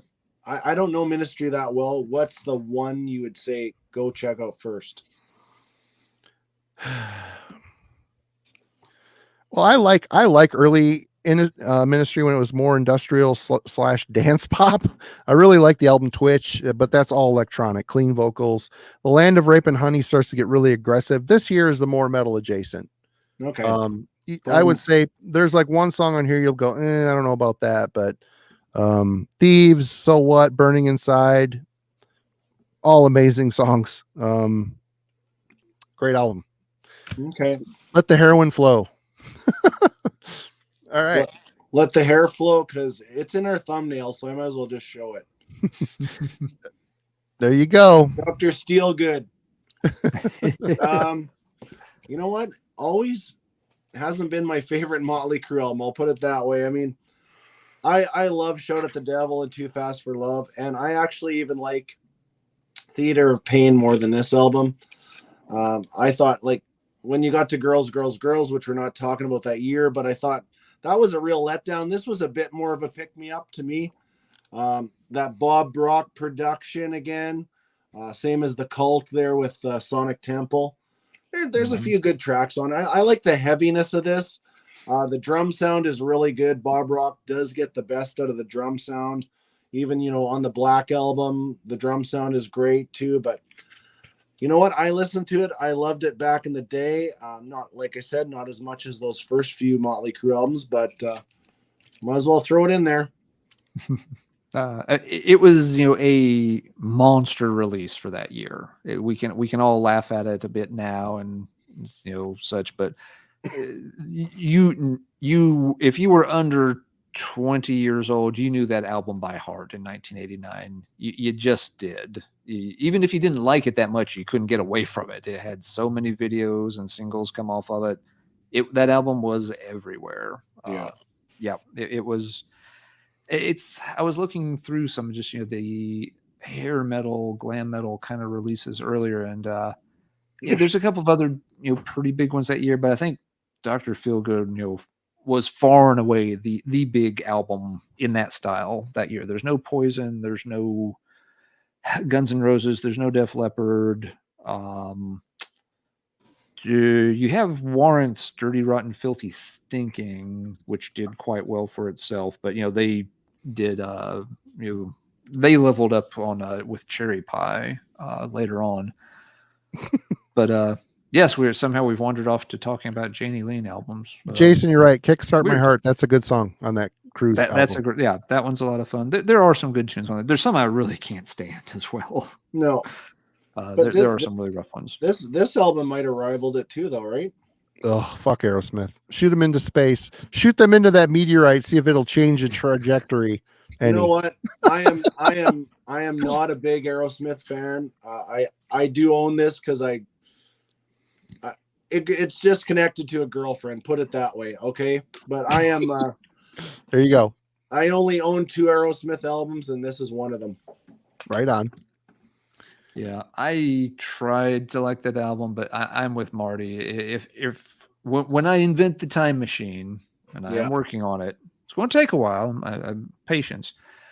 Aerosmith is one of those things I'm going back in time and I'm just deleting from history. We just don't need that. Nocturnus goes back in time to kill the baby Jesus in the manger, and Alan goes back to kill Steve Perry.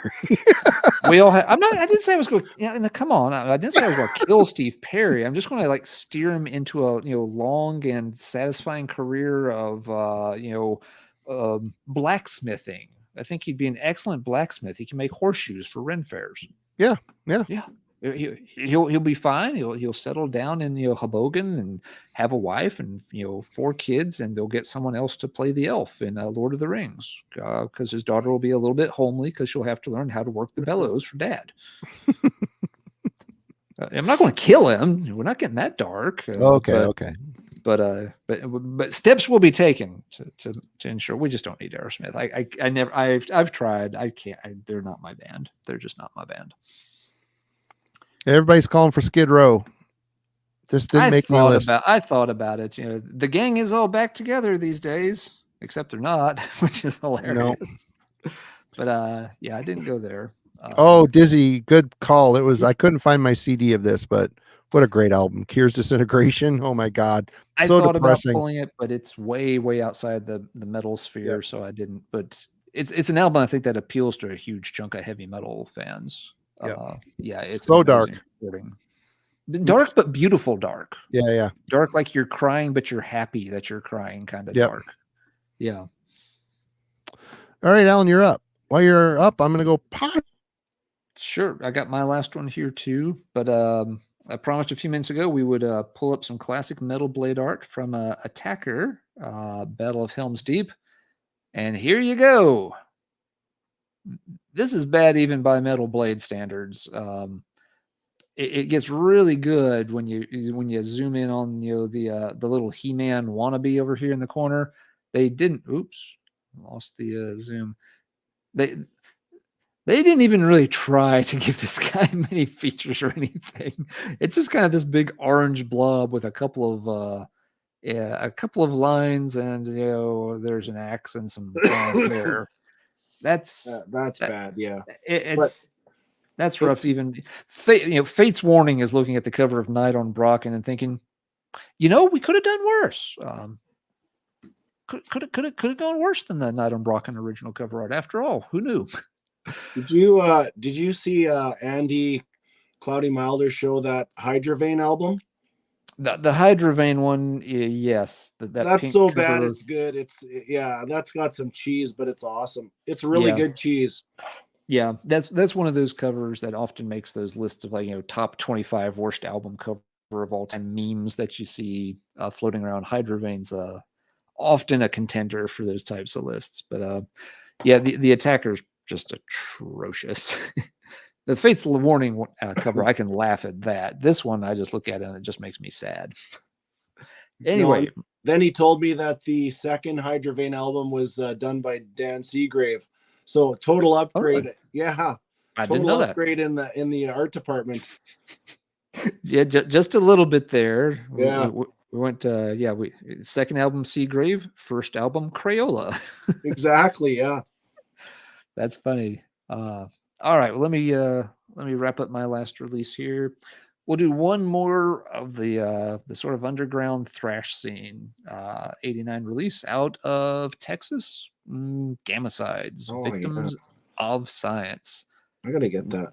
Never. It's just been reissued. No Life Till Metal label put it out earlier this year. So I got to get that too.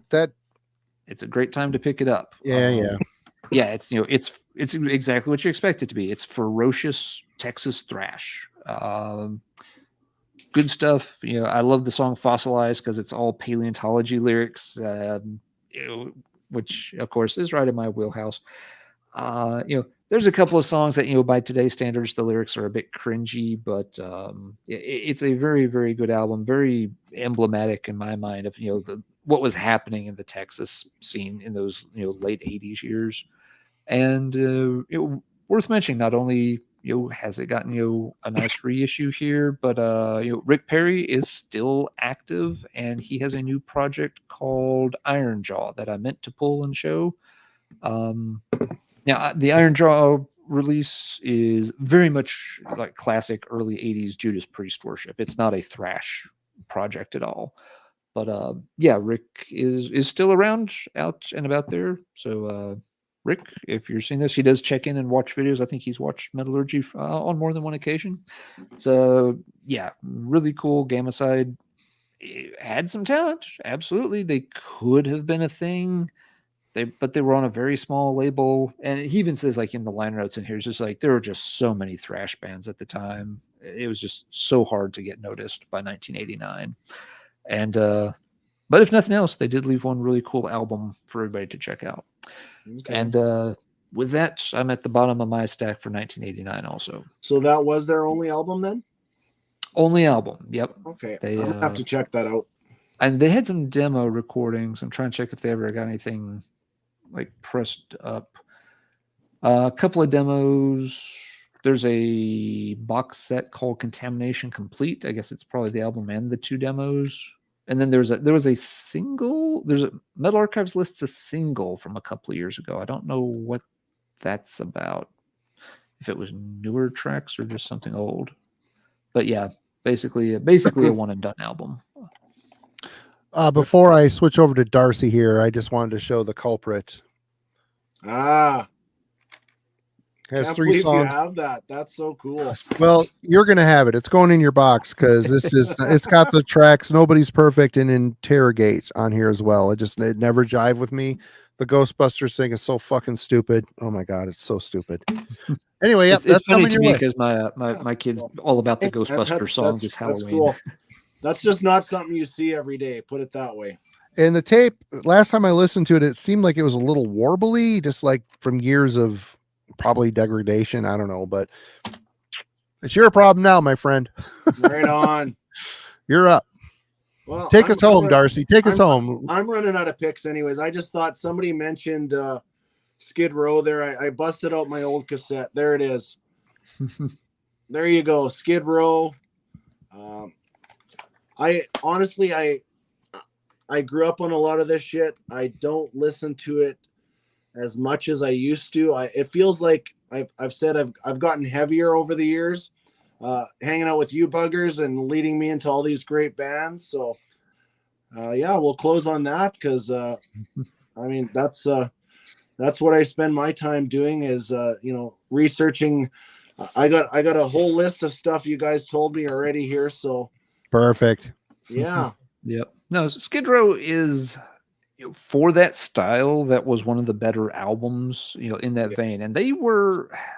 It's funny. They're one of the few bands in that style that did actually get heavier on their second album rather than getting more watered down and more commercial sounding. Slave to the Grind has some actual heavy music in parts of it. It's not going to challenge Rain and Blood or Hell Awaits or anything, don't get me wrong, but they actually didn't shy away from adding some extra weight to the track. And that first Skid Row album has, for radio friendly hair stuff, I can certainly listen to 18 in Life and some of the other tracks off of that one, no problem. Yeah, better than average for that kind of fare. You can do a heck of a lot worse than the first two Skid Row albums. Yeah, no, even I don't even mind their third album, but Jurgen, what you can't close the show with Skid Row. What the fuck? okay, Jurgen. Okay, wait, we're gonna close. Darcy will redeem. He will save us. Okay, I'm going to tell you. If you show White Lion, then we really are fucked. We're going to go with some little more UK thrash. Here you go. Acid Rain. There you go. Okay. Another band I never wanted to listen to because of their album covers and album titles. English thrash, man. What are they fucking thinking? Well, they were jealous. They were really jealous, actually. You know what? The Germans had the thrash and the US, and I don't know. Some of it, I don't know. It looks weird. It looks like it reminds me of that band that Mike Muir did. What were they called? Infectious Grooves. Infectious Grooves. That the cover reminds me of that, but it's not a bad album, but well, there we go. Save the day. Pulled us out of the gutter for sure. Who's this Jurgen guy, anyways? This Albert guy? Yeah, this Albert. I don't know who this Albert is. I wonder if he has a channel. Oh wait, that doesn't exist. Come on, man. Come on, Albert. Come on, Albert. Pull it together over there in Germany. Albert. But well, there we go. We knocked 89 on the head, and we covered a lot of ground. But thanks to everybody in the chat for throwing out a whole bunch of other ones we missed. Obviously, I think it was Ronald that mentioned something about we could go all night and still not cover them all, and that's absolutely true. But we once again appreciate you, Darcy, for hanging out with us, and we had a great time as always. We'll get you back on again soon, I'm sure. Yeah, thanks for having me. We'll give you some time to get your voice back and get over this bug you got. Yeah. Yep. Everybody go check out 6 Strings 9 Lives. The link is in the description. Also go check out Alan's channel, Let's Talk Metal, which he updates every Tuesday. He talk about maybe the next one will be the Trick or Treat soundtrack. He'll go through each track and talk about them, and we'll see. Might do something Halloweeny. We're trying to come up with an idea that will suit the holiday season. We'll see. Awesome. But we appreciate everybody. Thank you so much for all that donated and everybody that hung out and watched. We really appreciate all of you. Thank you so much for hanging out with us every week. Yeah. And yes, Simon, you got here just in time to see the door hit us in the ass. You just missed the Skid Row entry. Yep, just missed Skid Row. Missed it by that much. And danger. Oh, no, we got that covered early. There was no way that was going to fall off the back of the wagon. We got that shit cemented right there in the sweet spot. Right on. Couple things. Next week we'll be back on Wednesday with the album club, of course. The day after that, on Thursday, I will be over at the Dark Path with Matt and Dennis from Analog Archives to talk about the Skinny Puppy catalog. So go check that out. And also tomorrow night on the Metal Madness 66 channel, they are doing a Blue Oyster Cult deep dive. So I don't remember the time, probably 9-ish. I don't know for sure. Jeff is in the chat. You might want to put the time in here now before we go. Go check that out. Those guys will probably shed a lot of light on a very cool discography. We're going to be doing that as well down the road here soon. Don't know when, but it is in the books. It's coming. So Anyway, thank you, everybody. Thank you, panel. Thank Thanks you, for chat. having me. We love you all. Take care. Sex Condor.